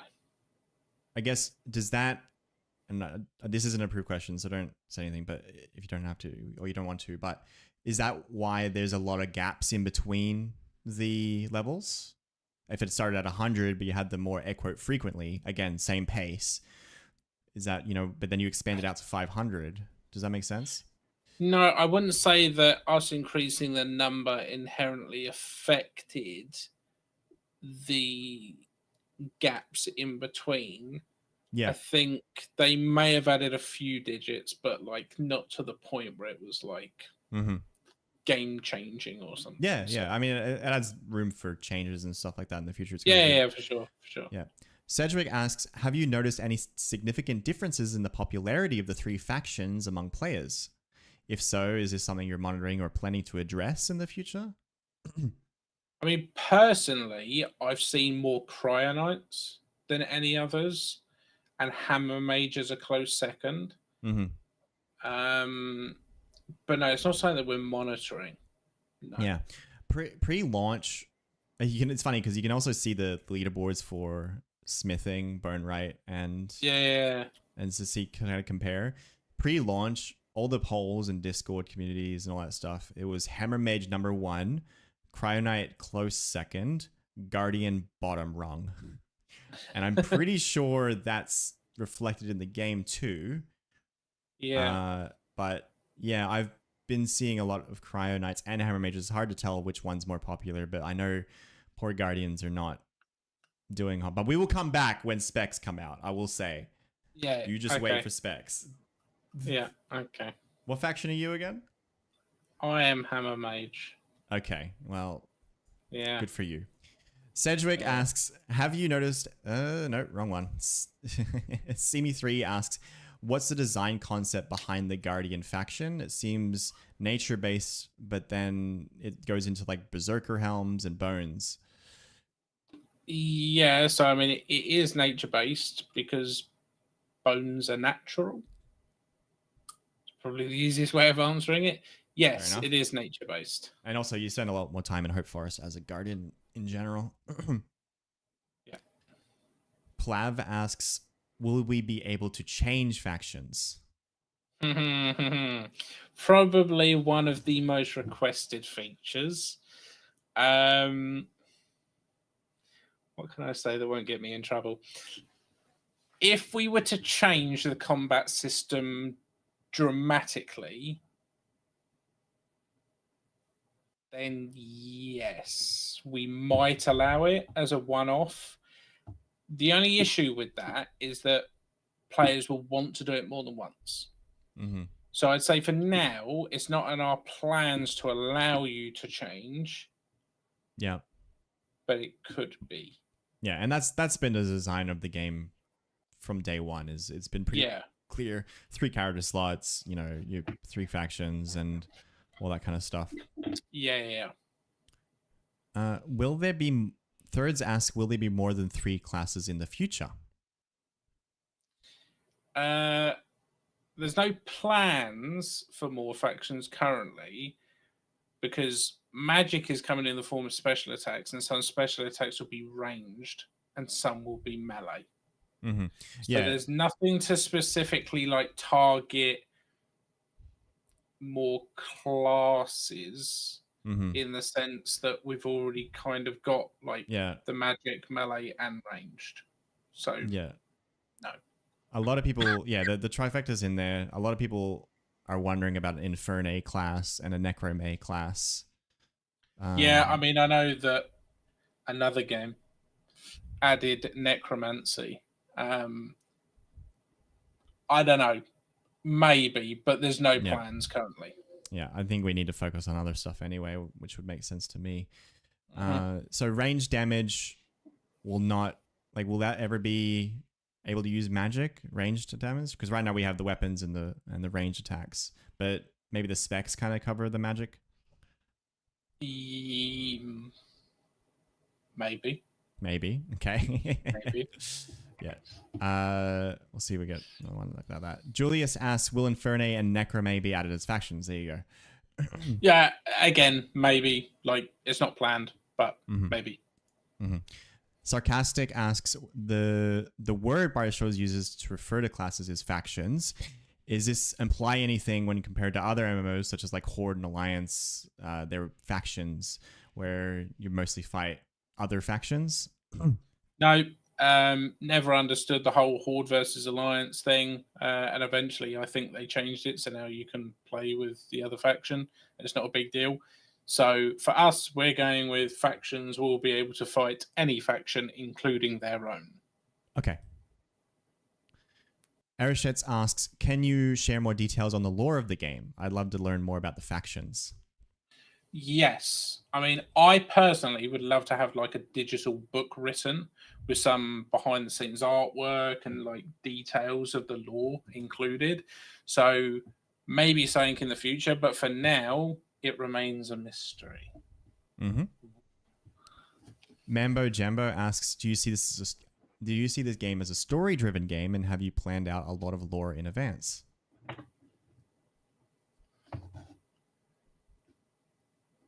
Should I leak more?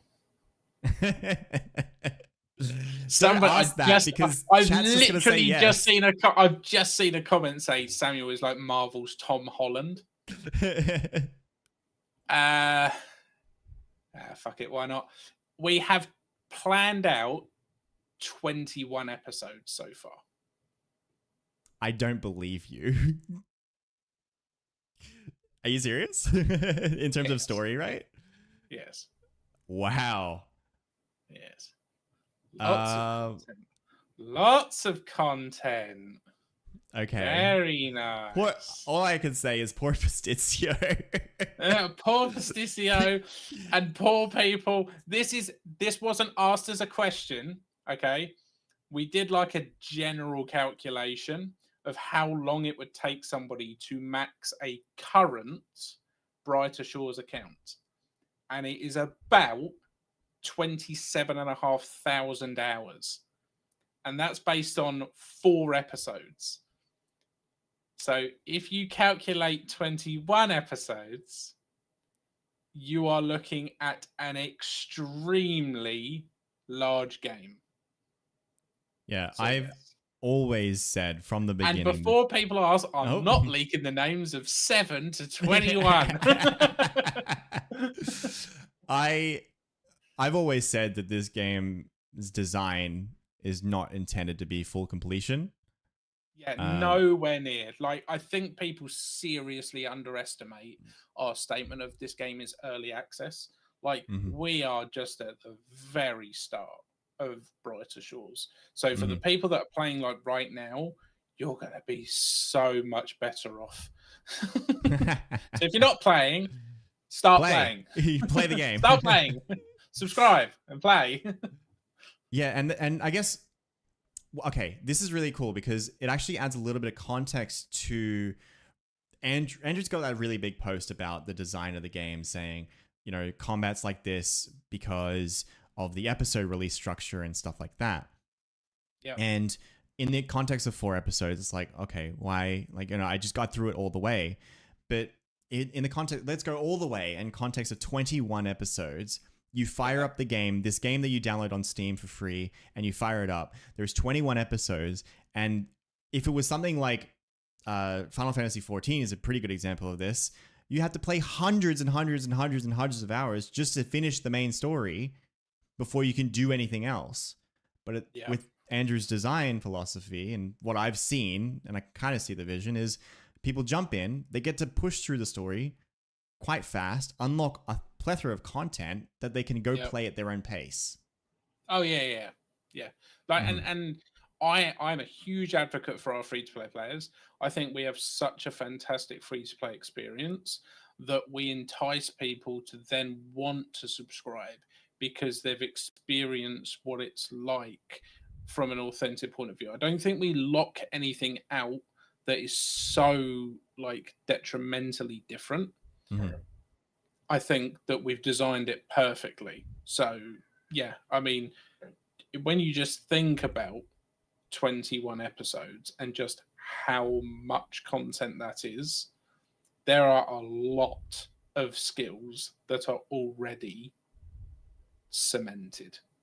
And I know them. Yeah. And I'm not leaking those. It makes sense because you know, you have to plan ahead if you're gonna have like Builder's a really good example. We have access, kind of. Merchant buffs Builder or gives you access to Builder materials, which means you need to plan ahead. You can't just do episode 5. You need to also do episode 6 and what things in episode 5 go to episode 6 and then 7 and blah, blah, blah. So there's so much design there that we're not going to get to see, and Samuel gets to keep to himself. Arigale asks, do you have an internal lore Bible with the world map, storylines, characters, etc.? Yes, but we're not going to share that with the community just yet. But again, kind of going back to like, would I like to? Yeah, I'd love to. I'd love to share more things. It's like the shackles, the Gara shackles of can't show everything. Yeah. Alpaca asks, will episodes be expanded with more professions in the future, as in existing episodes with new professions? Again, I think we kind of touched on that earlier. Like, no, like we may improve existing professions and add like more activities to them, but we do plan to add entirely new professions to existing episodes. Yeah. Alpaca also asks, have there been discussions about reworking the grab skills that exist in multiple episodes, similar to the way the combat is reworked? So, Forager, Gatherer, and Delver. Okay. This is probably going to be the biggest leak that I'm going to share. Okay. This is the big one, right? So I hope everyone's ready. Should we keep this question for last? We can keep it for last. Let's revisit that question last, because that probably is Yeah, that's probably the biggest answer I'm going to give. Like Let's literally say the I wanna literally make last. people wait now. I really want them to wait for that All right. answer. I have such a good answer for that question. Okay, I've just moved Before that I to get a the. text saying no, no, no, no, no. I'm just gonna move ignore that my down. phone. I've turned it off. Turn the phone off. Let's hope Samuel still has a job to go in next Monday. Yeah, I'll come back in Monday and be like, guys, sorry, I'm just part of the community now. Sorry. I just play the game. Oops. Everdream asks, are the processing steps for different types of hides in Leatherworker different based on real life leatherworking, or just to give it a variety in training? I mean, the steps are very loosely based on real life leatherworking, but like obviously simplified and obviously not like super in detail. Like real leatherworking actually involves all of the steps, but we thought that if you had to do every single step for every single hide, that'd be too much. So we made each hide only use like a subset of those steps. So everything that you see in the tannery are all of the steps that are needed. It's just that we don't make you go through all of those steps. So we made the tannery easy, which is probably why you find those clientele in the tannery.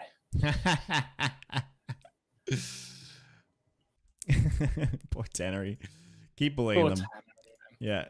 Galuf asks, are there plans to make more skills with skills more distinctive in the future? So a lot of the gathering skills and the crafting skills look very similar, but obviously you have detective, which is quite different, and maybe builder or stuff like that. Yeah, 100%. Like there's going to be more variety in professions, like as we continue to grow. Like you're not going to see the same thing over and over and over again. So, yeah.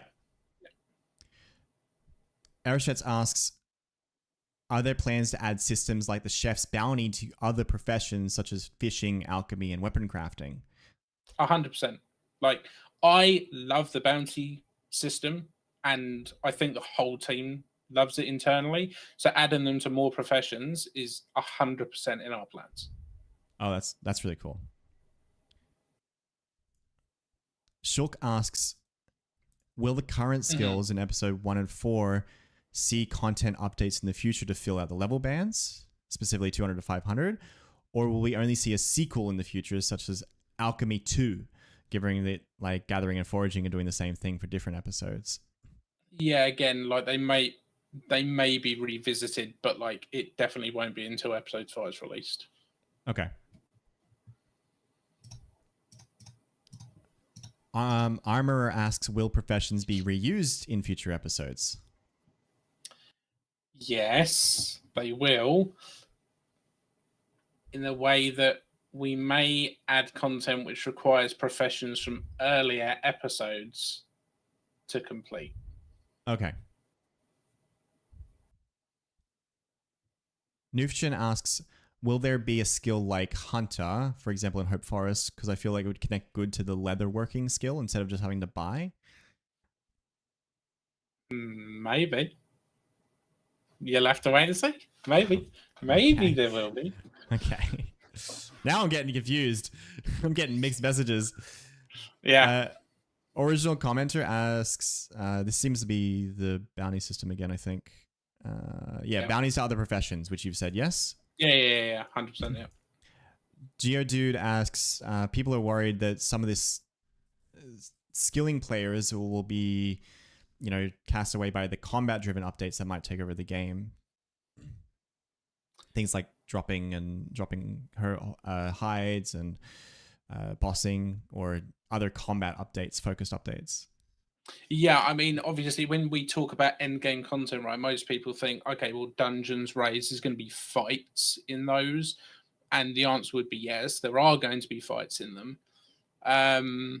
And I would love to see a way that skillers can be involved. I will go over a very short, my thought process idea for a raid, which was all of you join and you basically apply to a raid team with your set profession. So let's say that one of you applies as a guard, one of you applies as a gatherer, one as a fisher, etc. And then you fill out your team, and then when the boss fight happens, the guard person is doing all of the aggro mechanics and making sure that the boss is damaging them. The alchemist is going about making potions that the forager has foraged. And then maybe they create bombs that they throw at the boss to damage it. And then the fisher basically fishes food and fills up a crate, and the chef then takes it from the crate, cooks it, and then that heals everyone. So a way that skillers can be involved in a fight, but not necessarily actually engage in the fight. But yeah, that's my random idea. That's not official. That's just my brain going into overdrive when it comes to raid concepts, etc. Yeah, I think we'll have to years to come. I think this in 1 year. I've said this for a while now, but I think in 1 year and possibly 2, this game's gonna be unrecognizable to the people who are playing today. Yeah. A couple of PvP questions. Sarcastic asked, PvP was mentioned to be game-wide and opt-in. Are there any bonuses to opting in? And would you see players who are not opted in while you were opted in? Yeah, so there will be a bonus for opting in, but it's yet to be determined. I would assume that players opting out won't be visible to those opting in. So, yeah, because otherwise you would see people that you can't fight, if that makes sense. Yeah. They also asked, in the AMA, it was said that PvP will have a league system. To clarify, is this meant as level brackets, MMR, or something else? I mean, levels aren't always a good indicator of player strength or ability. So whilst level might determine your initial seeding, which league you'll move to would then depend on how successful you are at PvPing. Yeah. So it'll be a fairly complex system internally, but to you guys, it'll probably make sense. Cool. All right. So other than poor alpaca's question, which I've moved to the bottom of the screen, I have kind of got one last category to tackle. Stuff that's about Fen Research themselves. Okay. So Andrew Gower, development, APIs, finances, subscriptions, that kind of stuff. Yep. This is the set of HR questions. Yeah. So GD asks, any plans for Andrew to do a video or audio interview? People would love to hear more from him himself, and about basically where he draws his inspiration and all sorts of stuff like that. Yeah, so I've touched on this a few times. I would love to do a live stream with Andrew. And I'm sure Andrew would love to do a live stream with the community. We are in the process of setting up a broadcast setup within the office. So we do have an audio booth that has everything there. But once that's completed, I will ask him if he'd be up for it, alongside other people. I know other people have asked for Paul to come on and talk about stories and stuff like that, and for one of the artists to do like a behind the scenes development of something. I'm sure people probably would be up for doing it, but I don't want to force people to do it if they don't want to. So I'll kind of throw open opportunities for people to hop on and do a stream with me. And if people say, yeah, I'll do it, then great, we'll do it. So not like the way I got you on, by demanding you every day. Yeah, demanding me and holding me hostage. Yeah. Yes. Okay. Cool. All right. Yeah, that wouldn't be good for, I think, your colleagues. No, definitely not. Probably no office tour. I think someone just said in chat, no office tour, right? Yeah, no office tour at the moment. To be honest, it wouldn't excite people as much as they probably think. But here's the computers. here's the guys. Yeah, here's the computers. Here's the team. End. Yeah, it wouldn't be super exciting. But yeah. Sarcastic asks, as the game grows and sites like Icy Veins have taken an interest in Brighter Shores content and guides, are content creators expected to be given beta testing access so they can have advanced access for patches? TLDR. So right now we have a fairly capable team of internal testing methods. So I wouldn't say that it's something that we need right now. However, for larger group content such as dungeons or raids or bossing, I could see it being helpful. So no, but yes. Yeah, I mean that makes sense, and yeah. Chris Ridd asks, will there be an API added for Brighter Shores? Unlikely. And I think the rules kind of covers that too, right? Yeah. GED asks, are there plans to open up the client for, third parties to develop plugins? No? Okay. Nope. Chiefs Are Awesome asks, will the engine be open source to allow creations from the community to be approved by Andrew to be implemented in the game? I think this was kind of answered in the AMA, but the engine will be released in the future. But I can't say that Brighter Shores will be a part of that. More just like a development kit. Yeah. Well, no, the whole engine will be there. It just won't give engine. you the Brighter Shores as part of that engine build or something. So you won't be able to develop your own quest or characters or whatever to go into the game. Like, I think people are kind of leaning towards like the Steam Workshop kind of angle. So yeah, I'd probably say no. It'd be more like Unreal and Unity in terms of a whole engine for you to play with. Yeah. Era Zeppelin asks if they're curious if you guys have sold, or has anyone been interested in buying the game engine that you built? Yeah, people are interested, but we haven't sold it and we haven't shared it with anyone. Okay, so, internal only at the moment. Yes. Cool. JJL asks, once the game is ready to leave early access, will there be an advertising or marketing drive at some time to increase player base and brand visibility? Yes, there will. So the reason why we're not doing any marketing currently is we've got lots that we want to improve first. And like, we're not really in a rush at all. Like, we're in this for the long haul. I think that's what a lot of people's concerns are, is that, the player base is dipping, the game's going to die. It's not going to just get shut off. We're in a very fortunate position, unlike other games, where we don't have to worry about investors or anything. It's all self-funded, and I wouldn't say that we don't care about how many players that we've got playing, because obviously we do, but doesn't really affect us in the same way as it does for other games. So we're not in a rush to do any marketing or anything. It is on the horizon, but once we're out of early access, it's very much planned that we will do like a big marketing push. Yeah, and Steam will help with that. Once you do your official release, they do a big push there too. Yep. JJL asks that was on that one. Lanarchy asks, what threshold of subscribers do you need to expand the Fen Research team? So we don't actually have a specific threshold, so to speak.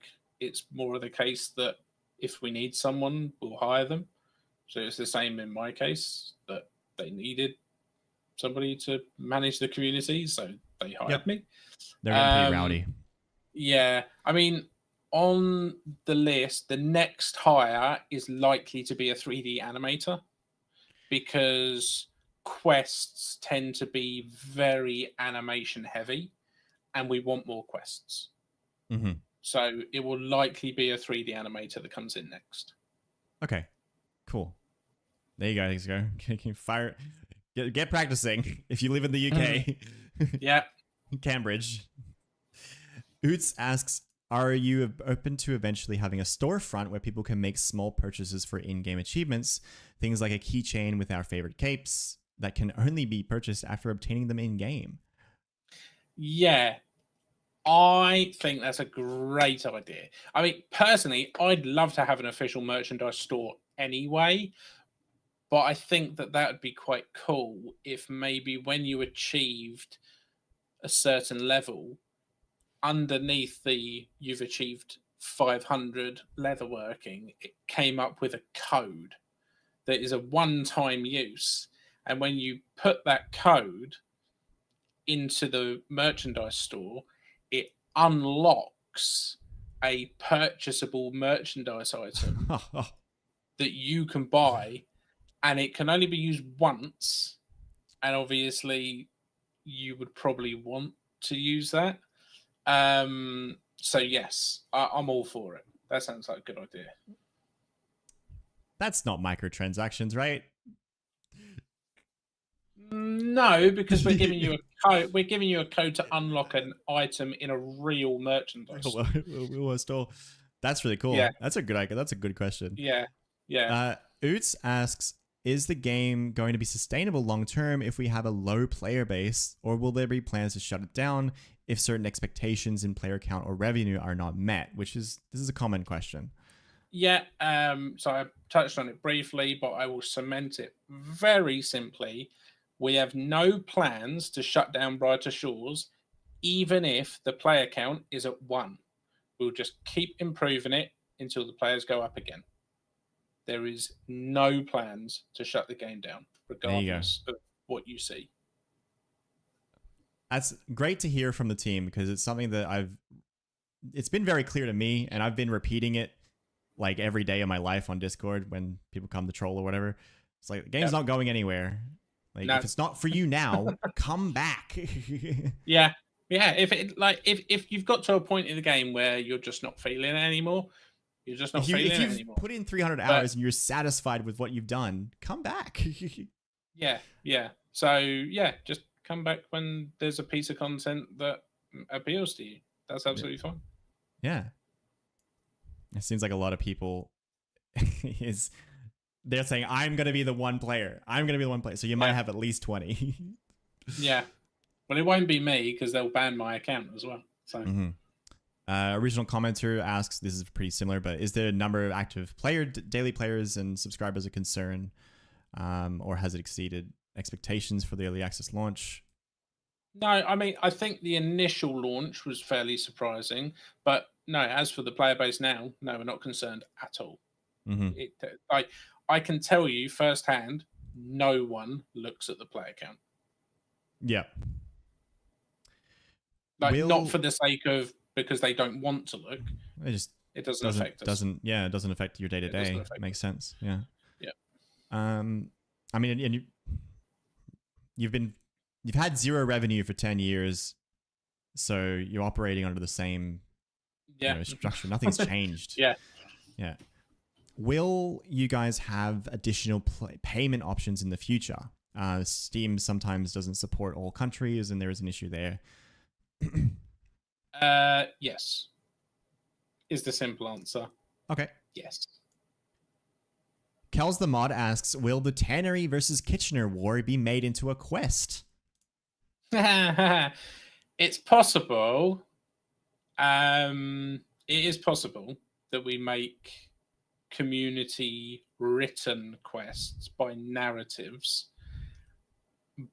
but writing the Tannery versus Kitchen as a quest wouldn't really work, because the Kitchen would win, so the storyline's kind of ruined. At least it would probably be me developing the quest, and I'd ensure the Kitchen wins. So yeah, it's a bit biased, really. I guess I'd have to get Paul's opinion on what side of the fence he's on. But yeah, then at least we could cement in history which one wins. Yeah. Mystic Alia asks, for Samuel, do you still have your job after the episode 6 title drop? Thankfully, yes, I was still allowed to do this podcast. Whether I have a job Monday, you'll have to wait and see. Yay Grenthus asks, will we be able to farm and bank cabbage? Apparently that's a running theme in the Gara games. See, now, yes, I know it is. And the reason why I know it is because I was teaching my wife to play the game and she picked up the cabbage and she refuses to drop it. Pardon? So I'm going to answer that question with a maybe. She's been playing like level. Oh yeah, she's got to 100. Chronopolis and still has the exact same cabbage. Yes, and has the exact same one singular cabbage in cabbage her any percent or what? Yes. Yes. Insane. I know. Oh dear. Oh, you know those Rizio series where they do like one inventory slot? You could do that, but you just fill 23 of them with cabbages.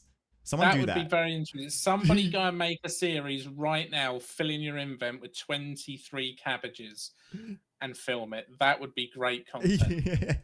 Cabbage Man mode. Cabbage Man. That's the official term for it. Cabbage Man mode.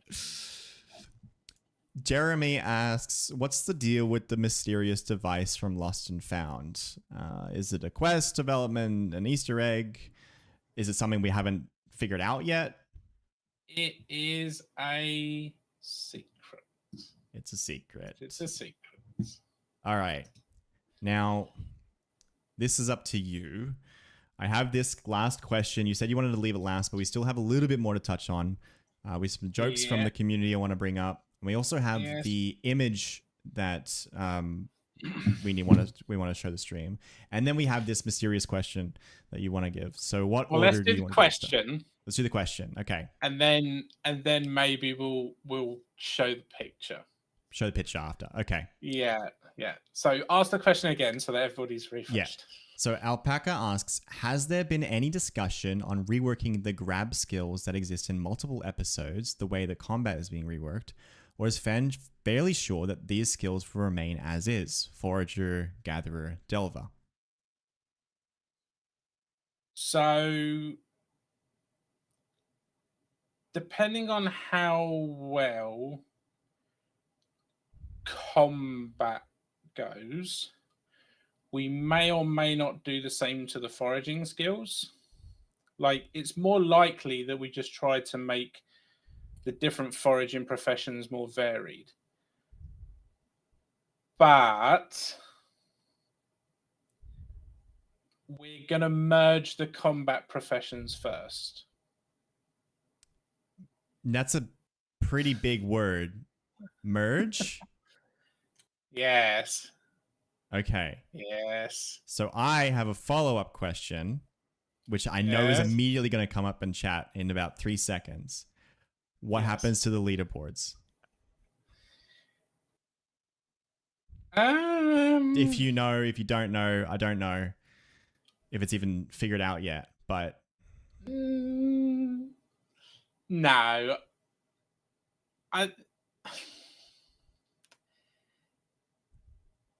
It's complicated. You're awful.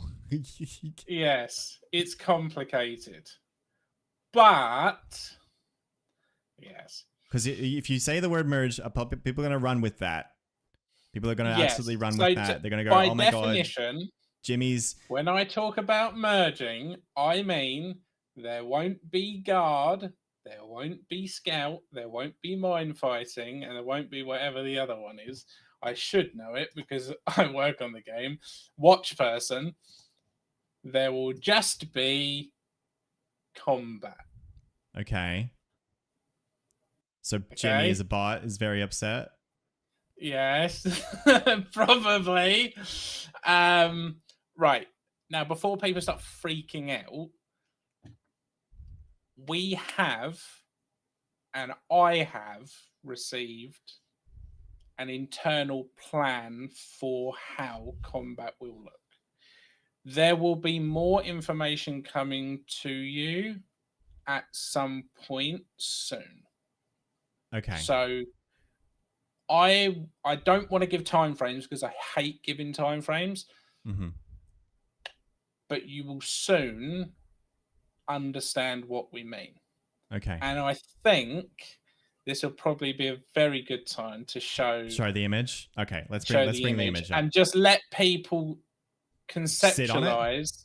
Okay. Yeah, just accept the image and Okay. yeah. So this image is what we've all seen. He's got the detective. Look at this guy. He's got the detective kit on. Like, look, do some detective skills. Do some detective put that on work for testing purposes. Oh, There's yeah, no yeah. flex. I don't All right. have 500. No, I know you detective. don't have it, but it's like I figured it was like, oh, look, you use your detective skills, guys. It was a hint or something like that. I don't know. Anyway. Yeah. So we've seen this one, but you've sent me another one, and I haven't actually seen it yet. Genuinely. I'm gonna pop it in now.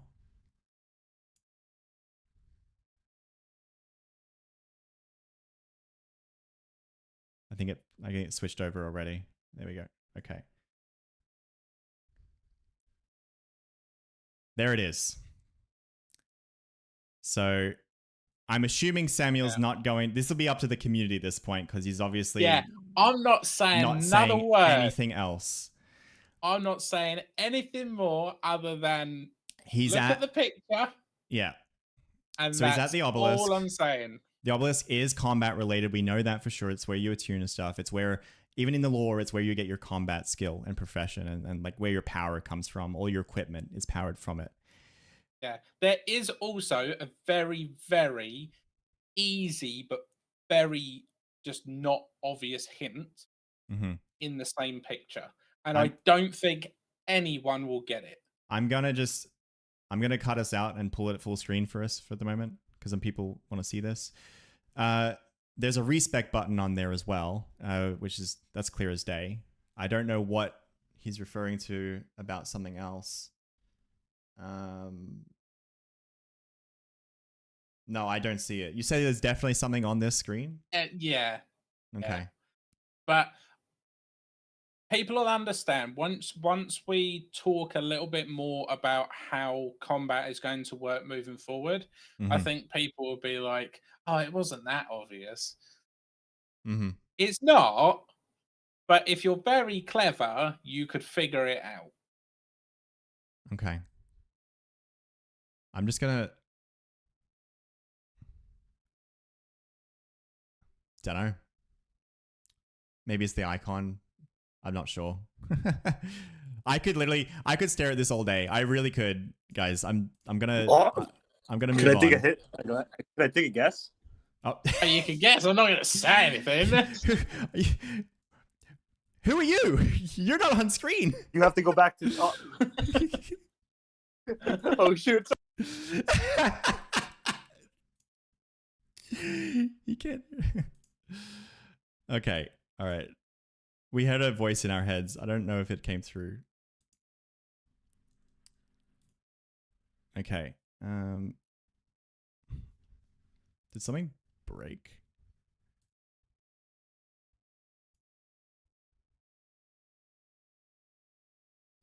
So yeah, I could stare at that image all day, guys. So I'm not sure what's going on with it. I'll post it in the Discord when we're done with the stream.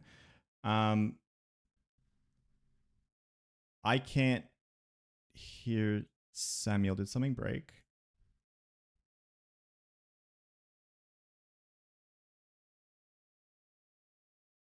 Or is he just being a smartass?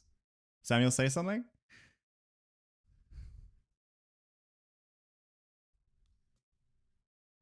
Show image again. Pop it back up.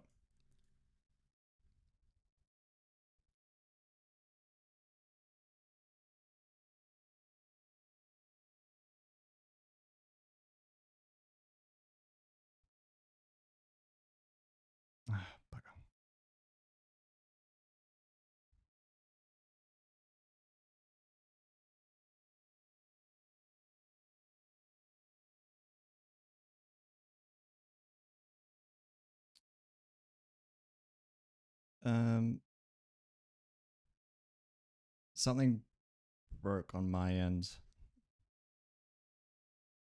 I can't hear you, Samuel. 1 second.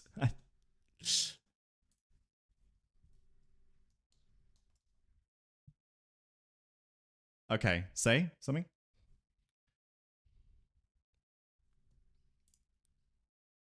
Okay, we're back. We're back. Sorry.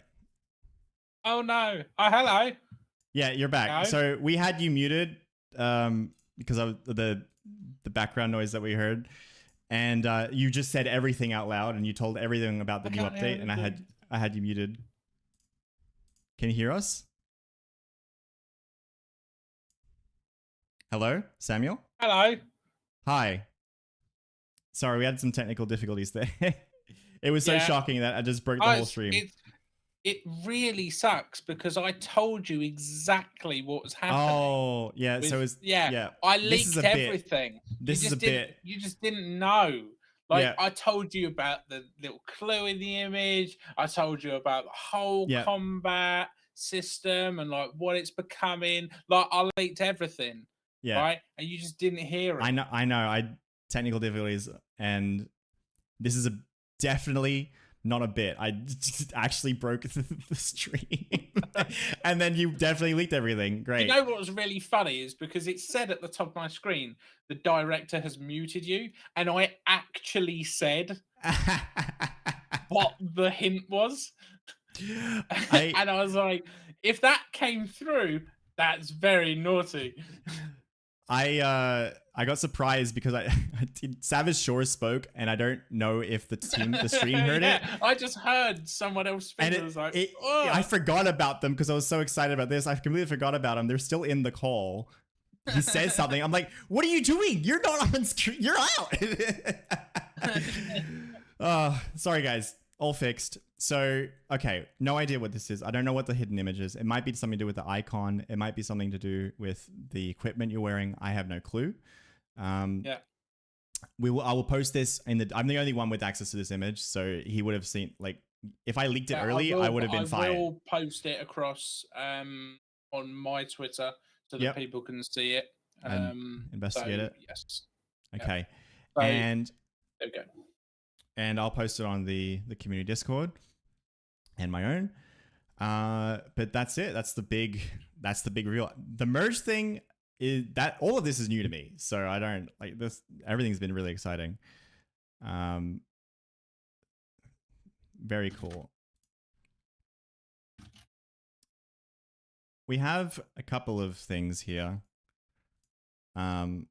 Just at the end of the stream, which we're cutting close to wrapping time at the moment. Yeah, we like to go into some of the jokes that the community posts. I'm sure you've seen them if you browse the Reddit as your job, but I like to share them anyway because I like people to make more of them. Yes. This one's pretty great. I broke things. Try to juggle a job, family, healthy lifestyle, and compete on the Brighter Shores leaderboards. Yeah, good meme. I like it. Samuel approves. That's how it feels. I don't know how. Yeah. Even Ryan, he's got a full-time job and 500 I don't know how he's getting away with that. Yeah. This one was the funniest thing I've ever seen. Right? I showed this to Andrew, and he came over and went, "Huh." That can't be right. I think they've changed the colours of British Columbia's logo. We went to Google and I showed him, and there's another one where it's even closer, and we were both just laughing, and it was so funny. That's pretty funny. I really, really rate whoever made that meme. And it is just pure coincidence. Okay, pure coincidence. I mean, the motif is like, it's sun rays. It's so close. It's ridiculous. I did say, as a joke for April Fools, we should change the game to Brighter Columbia and just change it from ocean waves to mountaintop. And that was pretty good. I really rate this meme. Very good. This is my brush, this is my paint, and this is my canvas. The paint being autism spectrum. Yes, completely agree. Everyone who plays current state of the game just want to see numbers go up. So yep. This one, it's not necessarily mean, but there's a lot of messages like this or dialogue in the game like this, which is really good. There's a lot of subtle plays on. games. It's nice to see. Yeah. What game do you think this one refers to, Samuel? I have no idea. I would say a game, in my opinion, not as good. Oh, it okay. Definitely doesn't have like as Elder Scrolls gorgeous of a community manager, and definitely one who doesn't leak as much information as me. Okay. I've thought about this as well, but the servant's skin is going to fall off when he finally comes out of this tub because he's been in there for weeks. That's why he doesn't come out. What you guys don't realize is that under those bubbles, there's nothing. It's just a head. It's just and a an head. Arm. Yeah, it's just a head and an arm. That's it. The duck is the real criminal in this situation. Oh dear. And that's it. That is actually it. We've gone through 118 questions in pretty good time. Enough. I know. It's not enough. Hold on. You said it's not enough. No. Do you want to do a little bit of a Q&A right now in chat? We can answer 5 questions. 5 questions? So if people have got questions, as long as it's one that I know that I can answer, then I will answer. So if you haven't had a question asked, feel free to ask a question. Okay. I don't know how this works. Let me try if this works. I've just submitted a Q&A thing that the YouTube chat lets you do. Let me know if you guys see that. Submit your questions into that. I'm not even going to look unless it's in that. Samuel, can you see that? Yes, I can. Hang on a minute. No, I can't. But it's fine. I can read the chat. Okay.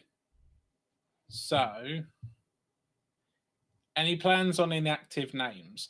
This has actually been one that's been asked a load of times, because what a lot of people, including myself, did is when the game came out, I logged in, created a character, logged out, created another one, logged out, created another one, and then started playing on the one that I wanted to play on. And a lot of people are upset in the fact that people have locked multiple accounts down. We have no plans on releasing inactive names. So if you claim a name, it's yours forever. And if you subscribe and have the unnumbered version, you will never lose the unnumbered version. Okay.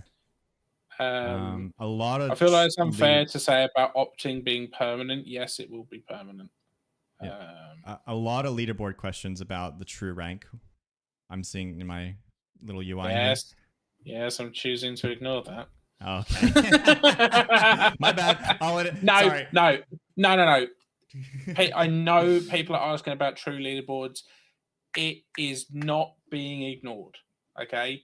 We're not just ignoring it outright. We're not saying, look, we're not going to tackle the problem. We've already answered it. Leaderboards are going to get fixed. When it gets fixed, I cannot say, because I just don't know. I know somebody started a rumor that Andrew worked on it last weekend. He definitely didn't. So, yeah, just be patient. We're not ignoring it. Okay.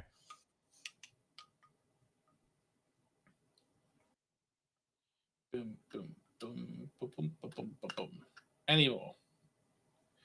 How do we plan on making raids with a combat system like this? Can we just run away from mobs? Not a big fan of that. No. I mean, we plan on making raids fairly complex, which is why we're not saying like they're going to come out anytime soon, because we want to be able to offer people a fairly complicated version of the combat system. So let us do the combat rework, and then let us tackle the complicated combat.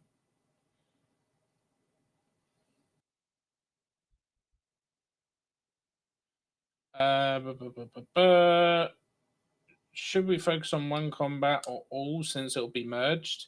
Without going into too much detail, I wouldn't take anything away from where it currently is. Just keep doing what you're doing. If you enjoy a certain profession, train that profession. What about releasing minigames and maybe events for the community to work together? Yeah, I mean, we do want to do more minigames and events that the community have to engage with each other on, as opposed to right now you can play single player and collect, or you could have played completely single player and collected all of the Christmas hats without exchanging. And obviously the exchange system was like the bare minimum of community interaction. So yeah, I mean, definitely we want more community interaction. Any possibility of Slayer skill? I'm pretty certain there won't be a skill. Slayer is essentially going to be the combat profession mastery board. That's probably the easiest way of saying it. And will there be free or no limit trade on release? You cannot trade unless you are an active member and have unlocked trading via Chronopolis. So if you've unlocked Chronopolis and you don't have membership, you will not be able to trade. You have to be a subscriber to be able to trade, as far as I'm aware. But we'll take like 2 more. Can we I have one from Mala here. Is there anything the community is doing that you want them to stop doing? Asking you from my perspective, stop reporting people for calling you a noob. Please. The amount of reports I get where it's like someone called you a noob, or somebody just says, you know, go away.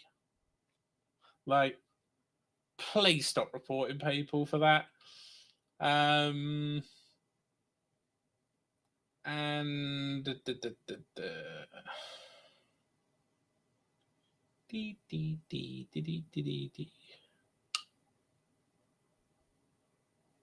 anything else?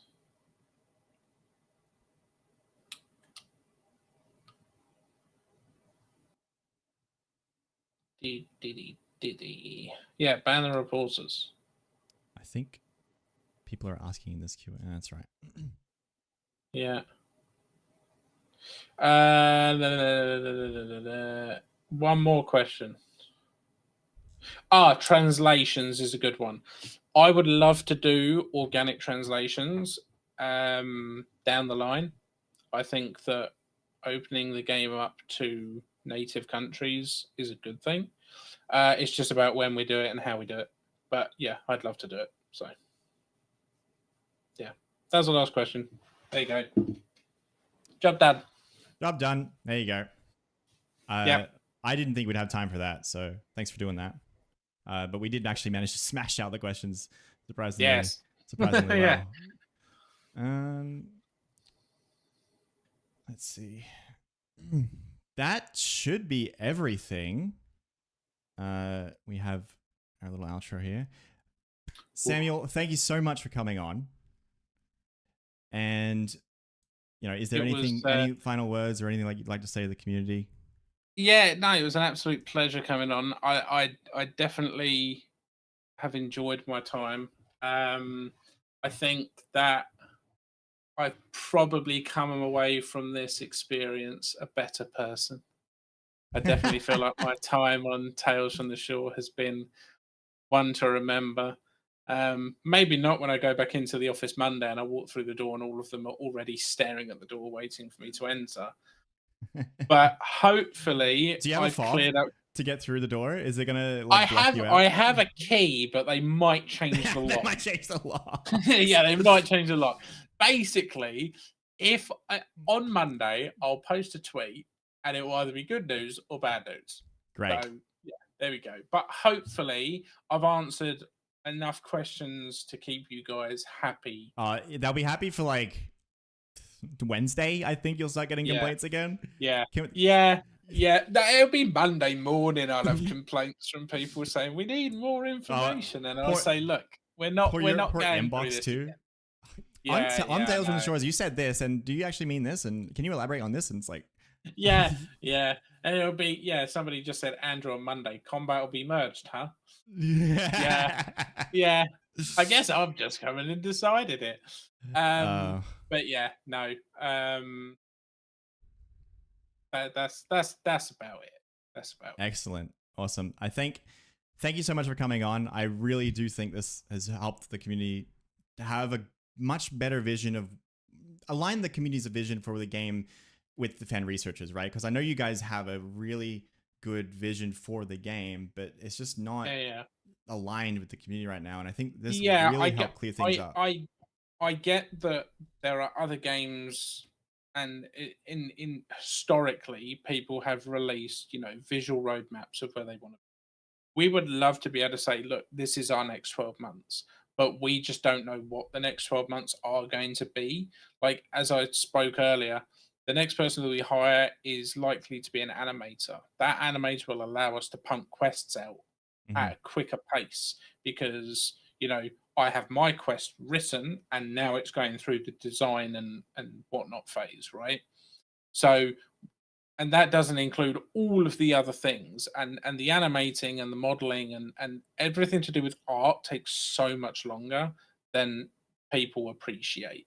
So that'll be like the next big thing, and then from there it's it really is sky's the limit for us. Like, we have no intention of stopping. Like, we have enough content to last years and years and years.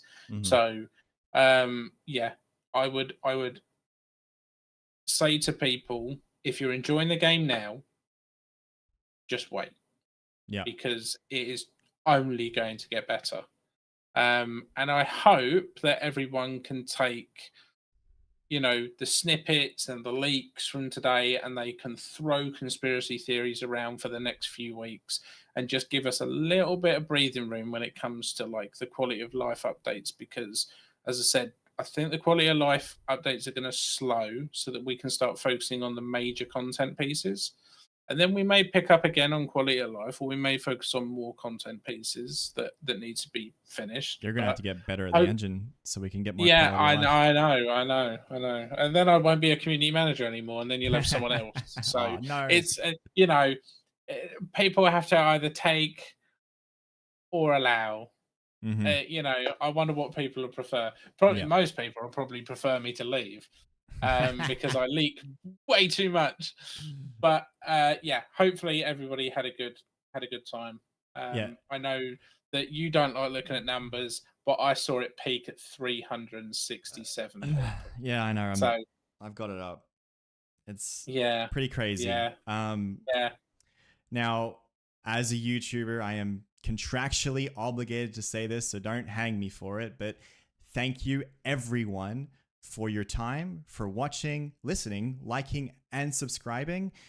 And just remember that I do love you all, but if your name's on the screen, I do love them a little bit more. The live stream was brought to you ad-free, completely ad-free to you by them and their support and all of the community support. So thank you so much, everyone, for watching. Thank you, Samuel, for coming on, and have a great day. Thanks, guys. Bye, everyone.